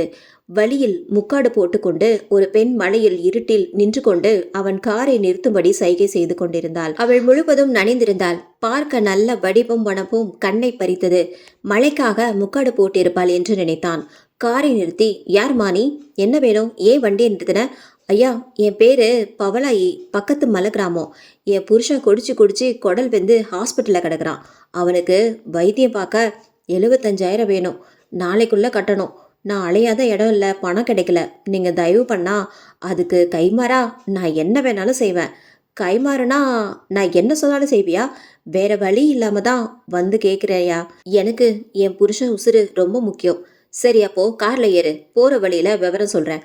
காரில் ஏறியதும் நான் ஒரு பங்களாவுக்கு கூட்டிட்டு போவேன். அங்க என் முதலாளி இருப்பாரு. நீ அவரை சந்தோஷப்படுத்தினா போதும். நீ கேட்குற பணத்தை விட அதிகமாகவே கொடுப்பாரு. சரிங்க என்றாள். அப்புறம் உனக்கு கல்யாணம் ஆகிடுச்சுன்னு சொல்லாத, சரியா? சரிங்க. அவன் கார் கண்ணாடி வழியாக பார்க்க அவள் இன்னும் முக்காடு போட்டு கொண்டிருக்க, ஏமா அதான் காருக்குள்ள வந்தாச்சுல, அப்புறம் எதுக்கு முக்காடு போட்டிருக்க? எடு, உன் முகத்தை கொஞ்சம் பார்ப்போம் என்றான். அவள் முக்காடை விளக்க, சுலோச்சனாமா என்று கண்ணை மூடி திறந்து உத்து பார்த்தான். நான் சுலோச்சனா இல்லடா, தமிழரசி என்று சொல்லி முகத்தை மாற்றினாள். அவன் பயத்தில் காரை நிறுத்த முடியாமல் கார் பிரேக் பிடிக்காமல் போய்கொண்டே இருந்தது. அவள் புடவை முந்தானையால் அவன் கழுத்தை சுற்றி நெரித்தாள். அவன் காரை விட்டு இறங்க எவ்வளவோ முயற்சி செய்தும் காரை நிறுத்தவும் முடியாமல் அதை விட்டு குதிக்கவும் முடியாமல் அவள் கைகளால் துடிதுடித்து இறந்து போனான். ஓர் இடத்தில் கார் நின்றது. சுலோச்சனா இறங்கிக் கொள்ள அந்த கார் வேகம் எடுத்து மலை உச்சிக்கு சென்று அங்கிருந்து கீழே உருண்டு விழுந்தது. மறுநாள் காலை இளங்கோ கண் விழித்து பார்க்கும் பொழுது அருகில் சுலோச்சனா எந்த சலனமும் இல்லாமல் அமைதியாக உறங்கிக் கொண்டிருந்தாள். தான் கொடுத்த மாத்திரையின் விளைவு என்று நினைத்தவன் தான் தூங்கி போனது எவ்வாறு என்று குழம்பியபடி, இந்த ராசி எங்க, நைட்டு வந்தானா இல்லையா என்று வீடு முழுக்க தேட அவன் வந்த சுவடே தெரியவில்லை. செல்போன் அடிக்க எடுத்து பேசினான். சார், நாங்கள் ஊட்டி போலீஸ் ஸ்டேஷன்லேருந்து பேசுகிறோம். அவனது கார் எண்ணை சொல்லி அது உங்களிடம் தானே என்றனர். இளங்கோவன் என்கிற பெயரில் ரெஜிஸ்டர் ஆகி இருக்கு, சரியா? ஆமாம் சார். என்ன விஷயம்? அந்த வண்டி ஆக்சிடென்ட் ஆகி பள்ளத்தாக்கில் விழுந்து கிடந்தது. அதில் இருந்தவர் சம்பவ இடத்திலே உயிரிழந்து விட்டார். சார், அந்த வண்டியை எங்கள் வீட்டு வேலைக்கார ராசு தான் எடுத்துக்கிட்டு போயிருந்தான். நான் உடனே வரேன் என்று சொல்லி ஃபோனை வைத்தான். சுலோச்சனா, நம்ம ராசுக்கு விபத்து நடந்துடுச்சான். நான் உடனே போய் பார்த்துட்டு வரேன். நீ இங்கேயே பத்திரமா இரு, சரியா என்று அவசரமாக டாக்ஸி புக் செய்து கிளம்பினான். அவள் வெற்றி புன்னகையை உதிர செய்தாள். முதல் தலை மண்ணில் விழுந்தது. இன்னும் 5 பேர் பாக்கி. அவர்களையும் பழி தீர்ப்பேன் என்றது தமிழின் ஆத்மா. இளங்கோ போலீஸ் ஸ்டேஷன் சென்று தான் யார் என்ற விவரம் சொல்ல ராஜ மரியாதையுடன் பேச ஆரம்பித்தார் இன்ஸ்பெக்டர். சார், காலையில் தகவல் கிடைச்சதும் சம்பவ இடத்திற்கு போனோம். சின்ன பள்ளத்தாக்குல தான் கார் விழுந்து இருந்துச்சு. அதனால மேலே எடுக்கிறது கஷ்டமா இல்லை. நம்பர் வச்சு விசாரிச்சு பார்த்தப்போ சென்னை ரெஜிஸ்ட்ரேஷன் வண்டி பேரு இளங்கோவன். இந்த கான்டாக்ட் நம்பர் கொடுத்தாங்க. கார்ல வந்தவருக்கு கழுத்துல நல்ல அடி. ஸ்டேரிங் உள்ள தலை மாட்டி கழுத்து இருந்திருக்கணும். அதான் கழுத்து எலும்பு உடஞ்சி ஸ்பாட்லேயே டெத் ஆயிட்டாரு. ஓ, சரிங்க சார். அவன் என் வீட்டு வேலைக்காரன் தான். ஒரு பர்சனல் விஷயமா அனுப்பியிருந்தேன். இப்படி நடக்கும்னு நினைக்கல. ரொம்ப கஷ்டமா இருக்கு. அவர் குடும்பத்துக்கு சொல்லியாச்சா? இல்லை சார், அவனுக்கு குடும்பம் இல்லை. சின்ன வயசுலேருந்தே எங்கள் கெஸ்ட் ஹவுஸில் தான் வேலை பார்க்குறான். இது வரைக்கும் கல்யாணமும் பண்ணலை. ஓ, சரி. அப்போ மற்ற ஃபார்மாலிட்டிஸ் எல்லாம் நாங்கள் பார்த்துக்குறோம். இங்கே ஒரு சைன் மட்டும் பண்ணுங்க என்று ஒரு பேப்பரில் கையெழுத்து வாங்கி கொண்டு அங்கிருந்து அனுப்பி வைத்தனர். வீட்டுக்கு வந்த இளங்கோவிடம் நடந்தவற்றை கேட்டு தெரிந்து கொண்டாள் சுலோச்சனா. அடுத்த நாள் முத்து வேலைக்கு வந்திருந்தாள். வழக்கம் போல் இல்லாமல் பாவாடை தாவணி உடுத்தி மேல் ஒரு ஸ்வெட்டர் போட்டிருந்தாள். என்ன முத்து, ஒரேடியா லீவ் போட்டுட்ட என்று சுலோச்சனா கேட்க, காய்ச்சல் விட நாளாயிடுச்சக்கா. சரி, வேலையை பாரு. இளங்கோ அங்கு வர அவள் உடை மாற்றத்தை கவனித்தான். சுலோச்சனா அங்கு இல்லாதது பார்த்த பின், என்ன முத்து, ஒரேடியா எல்லாத்தையும் மறைச்சு வச்சிருக்க? நிலாவை மேகம் மறைச்சு வச்சாலும் அது அழகு வெளிப்பட்டே தீரும். அது மாதிரி தான் உன் வயசும் இளமையும் என்று சிரித்தான். ஐயா, உங்க பேச்சே சரியில்லை. நான் அன்னைக்கு நடந்த சம்பவத்துக்கு அப்புறம் வேலைக்கு வரக்கூடாதுன்னு தான் நினச்சேன். ஆனால் அக்கா எங்கள் அம்மாவுக்கு மருந்து வாங்க பணம் கொடுத்தாங்க. நான் கேட்காமலே எனக்கு மருந்து வாங்க பணம் கொடுத்தாங்க. அந்த நன்றி கடனுக்காக தான் வேலைக்கு வந்தேன். நீங்கள் என்கிட்ட பிரச்சனை பண்ணால் நான் அக்கா கிட்ட சொல்லிடுவேன் என்று மிரட்டும் துணியில் சொல்லிவிட்டு சென்றாள். நீ எல்லாம் என்னை மிரட்டுற அளவுக்கு ஆகிடுச்சு. இருடி, இதுக்கெல்லாம் ஒரு நாள் உனக்கு பதிலடி கொடுக்குறேன் என்று மனதுக்குள் கருவினான். அடுத்த நாள் இளங்கோ ஃபோன் பார்த்து சத்தமாக சிரித்தான். என்ன இப்படி சிரிக்கிறீங்க என்றாள். என் ஃப்ரெண்டு கணேஷ் இருக்கான்ல, நம்ம கல்யாணத்துக்கு கூட வந்திருந்தானே, சரியா நினைவில்லை. அவன் எப்போவும் ஃபேஸ்புக்கில் ரொம்ப ஆக்டிவாக இருப்பான். ஒரு ஜோக்கை ஷேர் பண்ணியிருக்கான். அதை பார்த்து தான் சிரிச்சிட்டு இருந்தேன். தமிழ், அவர் சொன்னதை கேட்டியா? அடுத்த தலை வெறும் நேரம் வந்துருச்சு என்று சொல்ல அவளுக்குள் இருக்கும் தமிழின் ஆத்மா ஆம் என்றது. சுலோச்சனா போலியான பெயரில் முகநூல் பக்கத்தை துவக்கினாள். அதில் அழகான ஒரு பெண்ணின் போட்டோவும் வைத்து கணேஷுக்கு ஃப்ரெண்ட் ரெக்வெஸ்டும் கொடுக்க அவனோ அடுத்த நொடி அதை அக்செப்ட் பண்ணான். சிறிது நேரத்தில் மசால் வடையை தேடி வரும் எலி போல் அவனாகவே பேச்சை ஆரம்பித்தான். Hi, I am Ganesh. நீங்கள் ரொம்ப அழகாக இருக்கீங்க. சிறிது நேரம் கழித்து சுலோச்சனா பதில் அனுப்பினாள். 2 நாள் முழுவதும் இருவரும் நிறைய பேசினர். தான் மிகவும் நல்லவன் என்றும் எந்த பெண்ணையும் ஏறெடுத்து பார்த்ததில்லை என்றும் தான் பேசும் முதல் பெண் நீதான் என்றும் கதை அளந்துவிட்டான். அவளும் அவனை மிகவும் பிடித்திருப்பதாக சொன்னாள். இருவரும் காதலை பரிமாறிக்கொண்டனர். திடீரென அவள் கணேஷுக்கு ஃபோன் செய்து தனக்கு திருமணம் நிச்சயிக்கப் போகிறார்கள், இதில் உடன்பாடில்லை, எனக்கு நீ வேண்டும் என்றாள். அவள் இருப்பிடம் ஊட்டி என்று ஏற்கனவே சொல்லியிருக்க அவனுக்கு வசதியாக இருந்தது. நான் அங்கு வந்துடுறேன், நீ என் கூட கிளம்பி வந்துடு, யாருக்கும் தெரியாம ரகசியமா வா என்று சொன்னான். மறுநாள் கணேஷ் ஊட்டி வந்துவிட்டான். அங்கு ஒரு ரெஸ்டாரண்டில் ரூம் எடுத்து தங்கினான். இளங்கோ ஊட்டியில் இருப்பதை ஏற்கனவே அறிந்து இருந்தமையால் அவனுக்கு ஃபோன் செய்தான். இளங்கோ ஃபோன் அடிக்க அதில் கணேஷ் நம்பர் இருக்க ஃபோனை எடுத்து பேசினான். ஹலோ கணேஷ், எப்படிடா இருக்க? நான் நல்லா இருக்கேன் மச்சி. ஓ, ஹனிமூன்லாம் எப்படி போகுது என்று உற்சாகமாக பேசினான். அது ஏதோ போகுதுடா, நமக்கு ஹனிமூன்லாம் புதுசா அதானே என்று பலமாக சிரித்தான் கணேஷ். என்னடா மச்சான், குரல்ல எப்பவும் இல்லாத உற்சாகம் துள்ளி குதிக்குது, என்ன விஷயம் என்றான் இளங்கோ. எல்லாம் நல்ல விஷயம்தான்டா மச்சான். ஃபேஸ்புக்கில் நான் விரித்த வலையில் ஒரு பச்சி சிக்கியிருக்கு, செம்ம அழகு, சூப்பர்டா. எப்போ சாந்தி முகூர்த்தம்? எல்லாம் இன்னைக்கு தான்டா பிளான் பண்ணி வச்சுருக்கேன். அட பாவி துரோகி, நான் இல்லாமலையா என்றான் இளங்கோ கோபமாக. டேய் மச்சான், நீ இல்லாமலா? அதுக்கு தானே உனக்கு ஃபோன் பண்ண. நான் இப்போ ஊட்டியில் தான் தங்கியிருக்கேன். பார்ட்டி இந்த ஊர் தான், அதான் நான் இங்கே ஒரு ரெஸ்டாரண்ட்டில் தங்கியிருக்கேன். பார்ட்டிக்கு இன்ஃபார்ம் பண்ணிட்டேன், இன்னும் கொஞ்ச நேரத்தில் வந்துடுவா, நீ கிளம்பி வா மச்சான் என்று தான் தங்கியிருக்கும் ரெஸ்டாரண்ட் பெயரையும் ரூம் நம்பரையும் சொன்னான். சிட்டா பறந்து வரேன் மச்சி என்று போனை வைத்தான் இளங்கோ. சுலோச்சனாவிடம் சென்றான். செல்லம், ஒரு முக்கிய பிரமுகர் ஒருத்தர் கூட்டி வந்திருக்காரு, அவரை போய் பார்த்துட்டு 1 ஹவர்ல வந்துடுறேன். நீ பார்த்து ஜாக்கிரதையா இரு, சரியா? காலையில விடிஞ்சதும் போய் பார்க்கலாம்ல, இருட்டில் ஏன் கிளம்புறீங்க என்றால் மறுப்பாக. இல்லைடா செல்லம், நாளைக்கு காலையில சீக்கிரம் கிளம்பி டெல்லி போயிடுவாரு, அப்புறம் மீட் பண்ண முடியாது, நான் போயிட்டு வந்துடுறேன் செல்லம் என்று வழக்கத்துக்கு மாறாக குழைய அதை சகிக்காமல் சரி என்றாள். தமிழின் ஆத்மாவிடம் பேசினாள் சுலோச்சனா. என்ன தமிழ், இவன் சொல்லிட்டு போறத பார்த்தா அந்த கணேச பார்க்கத்தான் போறான்னு நினைக்கிறேன். இவன் அங்க இருந்தா காரியம் கெட்டுடுமே என்றாள். கவலைப்படாத சனா, இவன் இங்க இருக்கிறது நமக்கு தடங்கள் தான். அவன் போகட்டும், ஆனா அந்த இடத்துக்கு வரவிட மாட்டேனா, பாத்துக்கிறேன் என்றது. நடுவழியில் இளங்கோ கார் நகர மறுத்து நின்றது. எவ்வளவு முயன்றும் ஸ்டார்ட் செய்ய முடியாமற் போக மெக்கானிக்கு ஃபோன் செய்ய முயற்சித்தான். ஆனால் அங்கே சிக்னல் இல்லை. அந்த வழியாக வரும் வண்டியை நிறுத்த எவ்வளவோ முயற்சி செய்தும் வண்டி நிற்காமல் போனது. இவன் நிற்பது அவர்கள் கண்ணுக்கு தெரிந்ததாகவே இவனுக்கு தோணவில்லை. அப்படி ஒரு மாய தோற்றத்தை ஏற்படுத்தி இருந்தது தமிழின் ஆத்மா. அதே வேளையில் கணேஷ் ரூமில் ஆவலாக காத்து கொண்டிருக்க ரூம் கதவு தட்டப்பட்டது. கதவை திறக்க தான் எண்ணி காத்திருந்த பெண் இவள் இல்லை என்றாலும் யோசனையுடன் சுலோச்சனாவை உள்ளே வரவிட்டான். பின்னர் எங்கோ பார்த்த நினைவில், நீங்க இளங்கோவின் மனைவிதானே என்றான். ஆமாம் என்றாள். நீங்க எப்படி இங்க என்று சந்தேகமாக கேட்க, உன் கூட ஃபேஸ்புக்கில் பேசின பொண்ணு நான் தான். அவன் கோபமும் குழப்பமாக ஒன்று சேர, எதுக்கு இந்த நாடகம், என்ன உன் திட்டம் என்று கத்தினான். துடிக்க துடிக்க என்ன கொன்ன உன்னை நான் பழி தீர்க்க வேண்டாமா என்று அமானுஷ்யமாக சிரிக்க, என்ன உளர்ற, நான் எப்போ உன்னை கொலை செய்தேன், நினைவில்லையா, என்னை நல்லா பாருடா என்று கோபமாக கத்தியபடியே சுலோச்சனா முகம் மாறி தமிழரசி முகம் தெரிய அவன் பயந்து பின்வாங்கினான். அவள் கைகள் நீண்டது. அவன் கழுத்தை பிடித்து அவன் தலையை சுவற்றில் மோத செய்தது. அவன் மயங்கி சரிந்தான். அவன் அரை மயக்கத்தில் இருக்க குடிக்க வாங்கி வைத்திருந்த விஸ்கியை வாயை திறந்து ஊத்தினாள். அங்கிருந்த குளியல் அறைக்கு அவன் கால்களை பிடித்து இழுத்து சென்று பாத்டாப்பில் போட்டது. தண்ணீரை திறந்துவிட்டு மூழ்கடித்து அவனை கொலை செய்தது. 2ஆம் தலை மண்ணில் விழுந்தது. இங்கே இளங்கோ தொடர்ந்து முயற்சி செய்து தோற்று போன வெறுப்பில் கடுப்பாகி தன் காரை காலால் உதைத்தான். வண்டி ஸ்டார்ட் ஆகியது. இளங்கோவிற்கு ஒன்றுமே புரியவில்லை. காரை எடுத்து நேரமாகிவிட்டதால் வீட்டிற்கே திரும்பி வந்துவிட்டான். ஹாலில் சோஃபாவில் அமர்ந்தபடியே சுலோச்சனா உறங்கிக் கொண்டிருக்க அவளை அழைத்து, ஏண்டா செல்லம், எனக்காக வெயிட் பண்ணிட்டு இப்படியே தூங்கிட்டியா, உள்ள வந்து படு, வழியில வண்டி கொஞ்சம் மக்கர் பண்ணிடுச்சு என்றான். அவள் சரி என சொல்லி படுக்கை அறைக்கு செல்ல இவ்வளவு நேரம் அவன் பட்ட இம்சையில் உடம்பு அடித்து போட்டார் போல் உறக்கம் வந்து தூங்கி போனான். மறுநாள் காலை இன்ஸ்பெக்டர் போன் செய்தார்.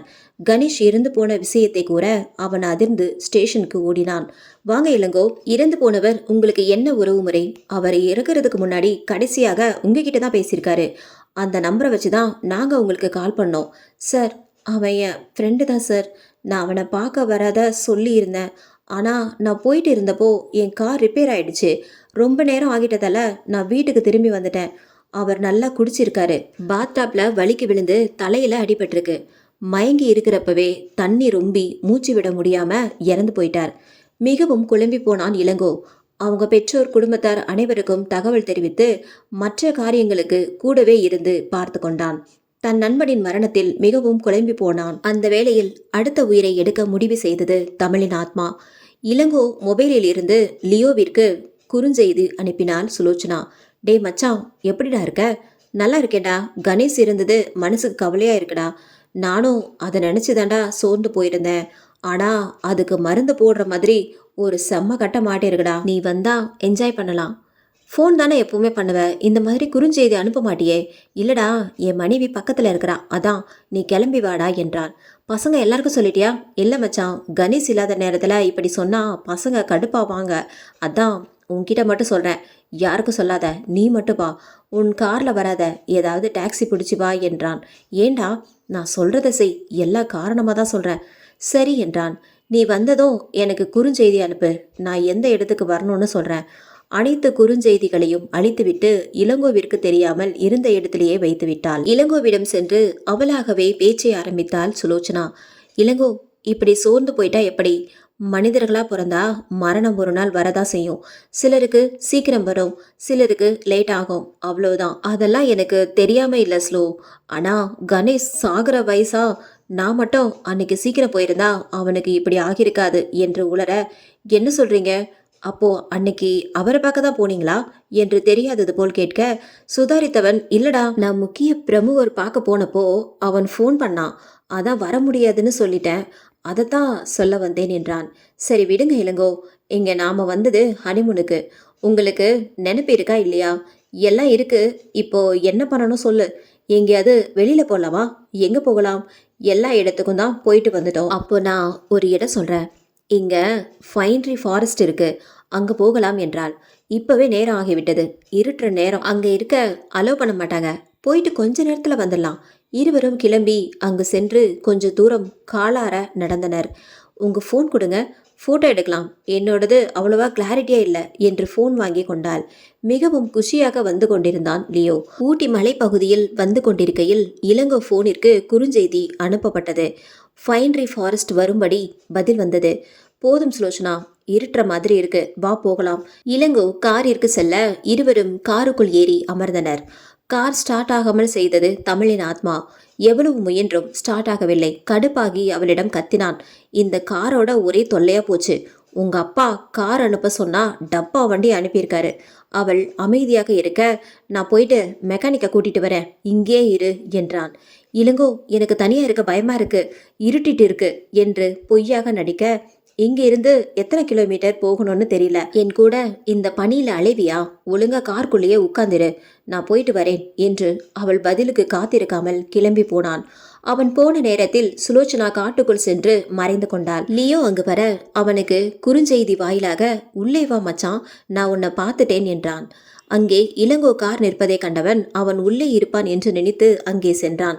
சிறிது தூரம் சென்றதும் தூரத்துல ஒரு பெண் வேகமாக ஓடிக்கொண்டிருக்க, அவள்தான் இளங்கோ சொன்ன பொண்ணா இருக்கணும், தப்பிச்சு போறா போல என்று நினைத்து அவளை துரைத்து கொண்டு ஓடினான். மலை உச்சிக்கு சென்றதும் அவள் நின்றாள். அவனுக்கு மூச்சு வாங்க, இதுக்கப்புறம் எப்படி ஓடுவ என்று கலகலவென சிரித்தான். பின்னர் அவளை பிடிக்க வேகமாக அருகில் வர சட்டென்று அவள் நகர்ந்து விட்டாள். அவன் நிலை தடுமாறி மலையில் இருந்து விழ அதன் நுனியை பிடித்து கொண்டு, காப்பாத்து காப்பாத்து, இளங்கோ இளங்கோ என்று கத்தினான். அவன் வரமாட்டான்டா என்று திரும்ப தமிழ் முகம் தெரிந்தது. நீ நீ எப்படி இங்க என்று அவன் பயத்தில் உளர, நான் தாண்டா உன்னை கொல்ல வந்திருக்கேன் என்று சொல்லி அவன் கைகளை தட்டிவிட அவன் மலை உச்சியிலிருந்து கீழே விழுந்து அவன் உயிர் பிரிந்தது. அவள் வேகமாக கார் நிற்கும் இடத்திற்கு வர இளங்கோ அவளை தேடி காட்டுக்குள் நுழைந்தான். சுலோச்சனா சுலோச்சனா என்று கத்திக்கொண்டே வர, நான் இங்கே இருக்கேன் இளங்கோ என்று குரல் கொடுத்தாள். எங்க போய் தொலைஞ்ச? நான் பயந்தே போயிட்டேன், ரெஸ்ட் ரூம் போயிருந்தேன் இளங்கோ என்று சொல்லி சமாளித்தாள். மெக்கானிக் சிறிது நேரத்தில் அவன் காரை ஸ்டார்ட் செய்து கொடுத்தான். 3 பேரை கொன்ற திருப்தியில் தமிழின் ஆத்மாவும் நிம்மதியாக கண்மூடி உறங்கியது. 2 நாட்கள் கழிய வாசலில் வந்து நின்றனர் மாலிக் மற்றும் சித்தார்த். அவர்கள் வருகையை எதிர்பார்க்காத இளங்கோ அவர்களை ஓடி சென்று வரவேற்றான். மாலிகை கட்டி அணைக்க அவன் இளங்கோவின் கைகளை தட்டிவிட்டான். அவன் முகம் மிகவும் கோபமாக இருந்தது. என்னாச்சு மச்சான், எதுக்கு கையை தட்டிவிட்டுற? லியோ எங்கடா என்றான் சித்தார்த். அவன் ஊர்ல தான் இருப்பான், என்ன ஏன் கேட்குற? சித்தார்த் கடுப்பானான். என்னடா இப்படி சொல்ற? எங்க காதுல பூ சுத்துறியா? என்னடா உங்க பேச்செல்லாம் ஒரு மாதிரியா இருக்கு, எனக்கு ஒண்ணுமே புரியல என்றான் இளங்கோ. நடிக்காதடா, நீ கூப்பிட்டு தாண்டா அவன் இங்க வந்தான். எங்களுக்கு தெரியாதுன்னு நினைச்சியா? அவன் எங்க கிட்ட சொல்லிட்டு தான் வந்தான் என்று நடந்த அனைத்தையும் சொல்ல, நாங்க தான் வரலன்னு சொல்லிட்டோம். அவன் இங்க வந்ததுல இருந்து காணோம், அவனை ரீச் பண்ண முடியல. விசாரிச்சு பார்த்தோம், கடைசியா அவன் ஃபைன்ட்ரி ஃபாரஸ்ட்டுக்கு தான் வந்து இறங்கியிருக்கான். இளங்கோ மிகவும் குழம்பி போனான்.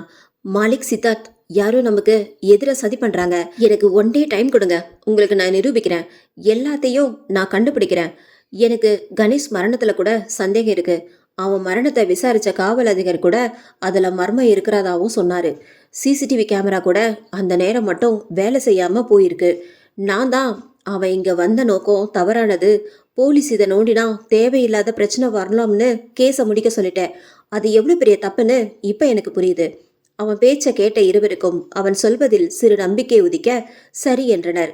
இளங்கோ அவன் அதிகாரத்தை பயன்படுத்தி முடிந்தவரை துப்பு துலக்க ஆரம்பித்தான்.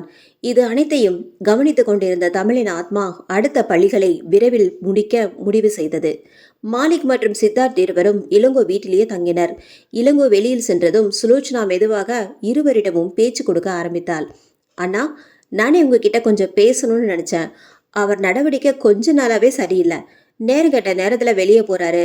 கணேசன் நான் இறந்தப்போ ராத்திரி என்கிட்ட பொய் சொல்லிட்டு அவரை பார்க்க போயிருந்தாரு. ஆனா மறுநாள் கேட்டப்போ கார் ரிப்பேர் ஆகிடுச்சு அப்படி இப்படின்னு பொய் சொல்றாரு. அன்னைக்கு அப்படிதான் ஃபோன்லயே லியோ அண்ணாக்கு மெசேஜ் பண்ணிட்டு இருந்தாரு. நான் பார்த்ததும் அப்படியே டெலீட் பண்ணிட்டாரு. நீங்க இப்போ வந்து லியோ அண்ணாவை காணோன்னு சொல்றீங்க. எனக்கு ரொம்ப குழப்பமா இருக்கு அண்ணா என்றாள் ஒன்றும் அறியாதவள் போல. அவள் பேச்சை உண்மை என நம்பிய இருவரும் இளங்கோ மீது கடும் கோபம் கொண்டனர். அவன் இப்ப எங்க? நாங்க அவளை உண்டு இல்லைன்னு பண்ணிடுறோம் என்று வெறியோடு கேட்க, எனக்கு தெரியும், ஆனா அந்த இடத்துக்கு பேரெல்லாம் தெரியாது, போற வழி மட்டும் தெரியும் என்று சொல்ல, எங்களோட வந்து வழிகாட்டு என்றனர் இருவரும். கோபத்துல அவரை ஒன்றும் பண்ணிட மாட்டீங்களே என்று பாவமாய் முகத்தை வைத்து கேட்க, அது அவன் சொல்ற உண்மையை பொறுத்து தான் இருக்கு என்றனர். இருவரும் சேர்ந்து அவள் சொன்ன இடத்திற்கு சென்றனர். அது ஒரு பெரிய வீடு, காட்டுக்கு நடுவில் இருக்கும் மர வீடு. காட்டுக்கு சுற்றுலா வருபவர்கள் இலைப்பார கட்டிய சிறு மர வீடு. பாலடைந்த அந்த வீட்டிற்கு வந்ததும் இளங்கோ எங்கே என்றனர். உள்ளே இருக்காரு என்று சொல்லி அழைத்து வந்தாள். அந்த வீடு மிகவும் ஓட்டையுடன் நீண்ட நாள் உபயோகமின்றி இருந்தது. ஜன்னல்கள் கதவுகளில் செடி கொடிகள் படர்ந்திருந்தன. ஒரு திகில் அனுபவம் இருவருக்கும் ஏற்பட கதவை யாரோ வெளிப்புறமாக சாத்துவது போல் சத்தம் கேட்டது. இருவரும் திடுக்கிட்டு சுலோச்சனாவை தேட அவள் அங்கு இல்லை. குழப்பத்தில் இருவரும் பிரிந்து அங்கு இருக்க ஒவ்வொரு அறையாக தேடினார்கள். ஒவ்வொரு அறையும் பயமுறுத்தியது. வேர்த்து விறுவிறுத்து போகவும் இருவரும் ஆரம்பித்த இடத்திற்கே வந்து நின்றனர். சுலோச்சனா அங்கே நின்று கொண்டிருக்க, எங்க போன, உன்னதான் தேடிட்டு இருந்தோம் என்று சொல்ல அவள் கலகலவென சிரித்தாள். உங்களது கதையை முடிக்காமல் நான் எங்கேயும் போக மாட்டேன் என்று வேகமாக சிரிக்க, யாரு யாருடி நீ? எங்க கதையை முடிப்பியா? உன்னை நாங்க விட்டாதானே, உன்னை என்ன பண்றோன்னு பாரு என்று அவளை நோக்கி இருவரும் வர, அங்கே ஜன்னலில் படர்ந்திருந்த கொடிகள் அவர்களை கை கால்களை கட்டி இழுத்து சுவரோடு ஒட்டியபடி கட்டி வைத்தது. அவர்கள் பயத்தில் மறுபடியும் யாரு யாரு என்று கேட்க, நான் தாண்டா தமிழரசி என்று முகத்தை மாற்றி காட்ட, இருவரும் அப்போ சுலோச்சனா என்றனர் எச்சிலை விழுங்கியபடி. அவளுக்குள் நான் என்று மறுபடியும் பலமாக சிரித்தாள். அந்த சிரிப்பொலி அடங்குவதற்குள் அந்த கொடிகள் இருவரின் கழுத்தையும் இறுக்கிக் கொன்றது. 4 பெயரின் உயிரையும் பறித்து திருப்தியுடன் வீட்டிற்கு வந்தனர். இளங்கோ வீட்டிற்கு வந்ததும் தன் நண்பர்களை தேட அவர்கள் திடீரென்று கிளம்பி போய்விட்டதாக பொய் சொன்னாள் சுலோச்சனா. இளங்கோ அதற்கு போகட்டும், என்னையே அவனுங்க சந்தேகப்படுறானுங்க, நாளைக்கு எல்லாத்துக்கும் விட கிடைச்சிடும் என்றான். சுலோச்சனாவிற்கு சிறிது கலக்கமாக இருக்க, எப்படி என்றாள். அது நாளை தெரியும் என்று சொல்லி போய்விட்டான். மறுநாள் பட்ட பகலில் இளங்கோ மது அருந்தி கொண்டிருக்க சுலோச்சனா மனம் வருத்தத்துடன் அவனை பார்த்து கொண்டிருந்தாள். முத்துச்செல்வி அவனுக்கு ஆம்லெட் கொண்டு வந்து கொடுத்து விட்டு போனாள். அவள் போவதையே காம பார்வையை பார்த்து கொண்டிருந்தான் இளங்கோ. முத்துச்செல்வியை காம பார்வை பார்த்தவுடன் சுலோச்சனா மனம் பதறியது. முத்து, வேலை செஞ்சது போதும், நீ கிளம்பு என்றாள். இல்லக்கா, இன்னும் சமையல் முடியல, நான் முடிச்சுட்டு போறேன். அதற்குள் சுலோச்சனாவை அழைத்தான் இளங்கோ. என்ன விஷயம் என்றால் கோபமாக. என்னடி குரல்லாம் உசுருது? வர வர உனக்கு கூட என்ன பார்த்தா இலக்காரமா போச்சு. மாநில அமைச்சர் ஆகணும்னு கொஞ்சம் நல்லவனா நடந்துக்கிட்டா ஆளுக்கு ஆள் ஏறி மிதிக்கிறீங்களா? எவனோ ஒருத்தன் என் கூடயே விளையாடுறான். என் பவர் தெரியாம இன்னைக்கு அவன் கதையை முடிக்கிறேன் என்று கத்தினான். அவள் முகம் வேர்த்து போனது. இனி எவனுக்கும் நான் பயப்பட மாட்டேன், ஏன் இஷ்டப்படி இருக்க போறேன். சரி, ரூம்ல என் போனு சார்ஜ் போட்டிருக்கு, போய் எடுத்துட்டு வா என்று சொல்லி அனுப்பி அவள் ரூமுக்குள் சென்றதும் கதவை தாளிட்டு விட்டு ஜன்னல் கதவுகளையும் மூடினான். சுலோச்சனா கதவுகளை திறக்க முயற்சி செய்து தோற்று போனாள். மனம் பதறியது. கொஞ்ச நேரத்தில் முத்து கத்தும் சத்தம் கேட்டது. அக்கா காப்பாத்துங்க, அக்கா என்னை விடு, புருக்கி விடுடா என்று கதறினாள். அக்கா வாங்க, அக்கா ப்ளீஸ் வாங்க. வாடி, எவளும் வரமாட்டாள் என்று ஆணவமாக அவன் சிரிப்பது மாறி மாறி கேட்க சுலோச்சனா பொறுமை இழந்தாள். இந்த பாவியை இனி விட்டு வைக்க கூடாது. இப்படியே விட்டா எத்தனை இளம் பெண்களின் வாழ்வை கரியாக்குவானோ. தமிழ் வா, தமிழ் வாடி. நீ சொன்னப்போ உன்கிட்ட தாலி பிச்சை கேட்டது ஏன் தப்புதான். இப்படிப்பட்ட அசுரன் இனி உயிர் வாழவே கூடாது. வா தமிழ், அந்த பிஞ்சு குழந்தைய காப்பாத்து என்று மனமாற கதறினாள்.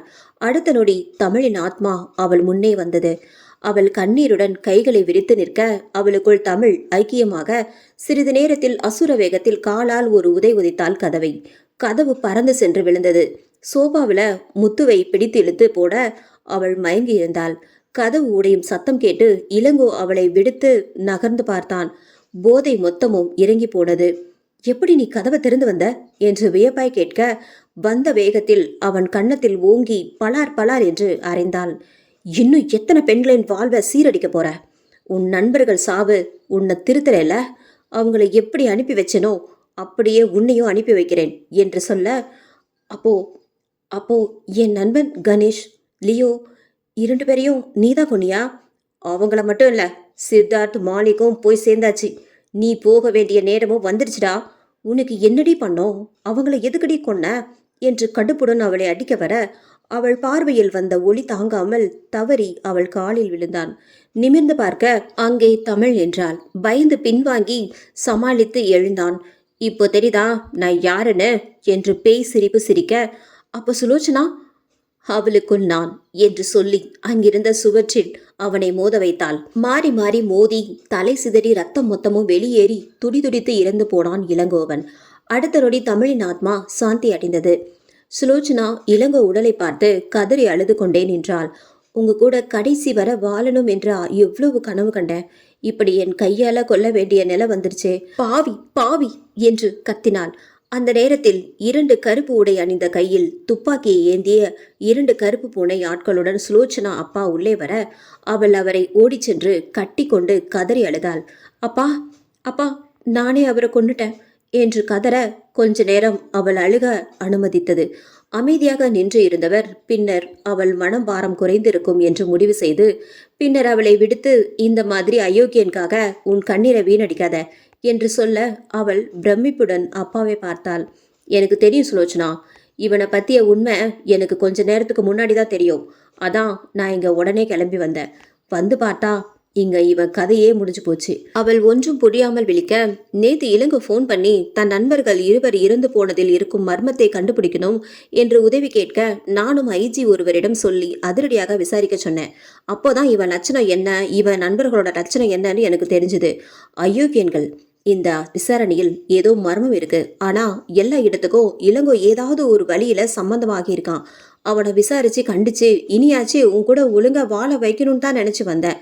அவள் தமிழரசி பற்றியும் அவள் ஆவி பற்றியும் அந்த கொலைகள் பற்றியும் ஒன்று விடாமல் உண்மையை சொல்லி முடித்தாள். அதிர்ந்து போனார். அடுத்த நொடியே அங்கிருந்த கருப்பு பூனை ஆட்களிடம் சிலவற்றை கூறி சில ஏற்பாடுகள் செய்தார். ஐஜிக்கு ஃபோன் செய்து தான் சொல்வது போல கேஸை முடிக்க சொன்னார். நண்பர்கள் அனைவரும் சேர்ந்து செய்த தவறுகள் அனைத்துக்கும் ஏதோ ஒரு ஆதாரம் வைத்துக்கொண்டு நால்வரும் இளங்கோவை மிரட்டி பணம் பறிக்க எண்ணினர். அதற்கு இந்த வீட்டு வேலைக்காரன் ராசுவும் உடந்தை.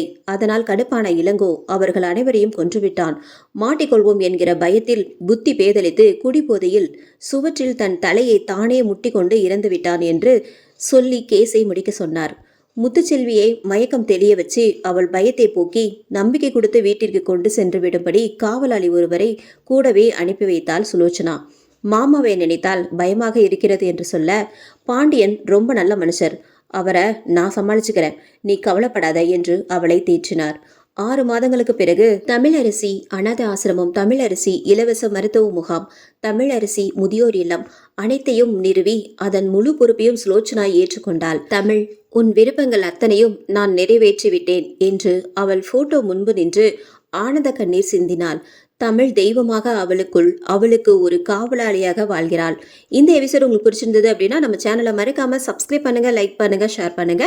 நன்றி, வணக்கம்.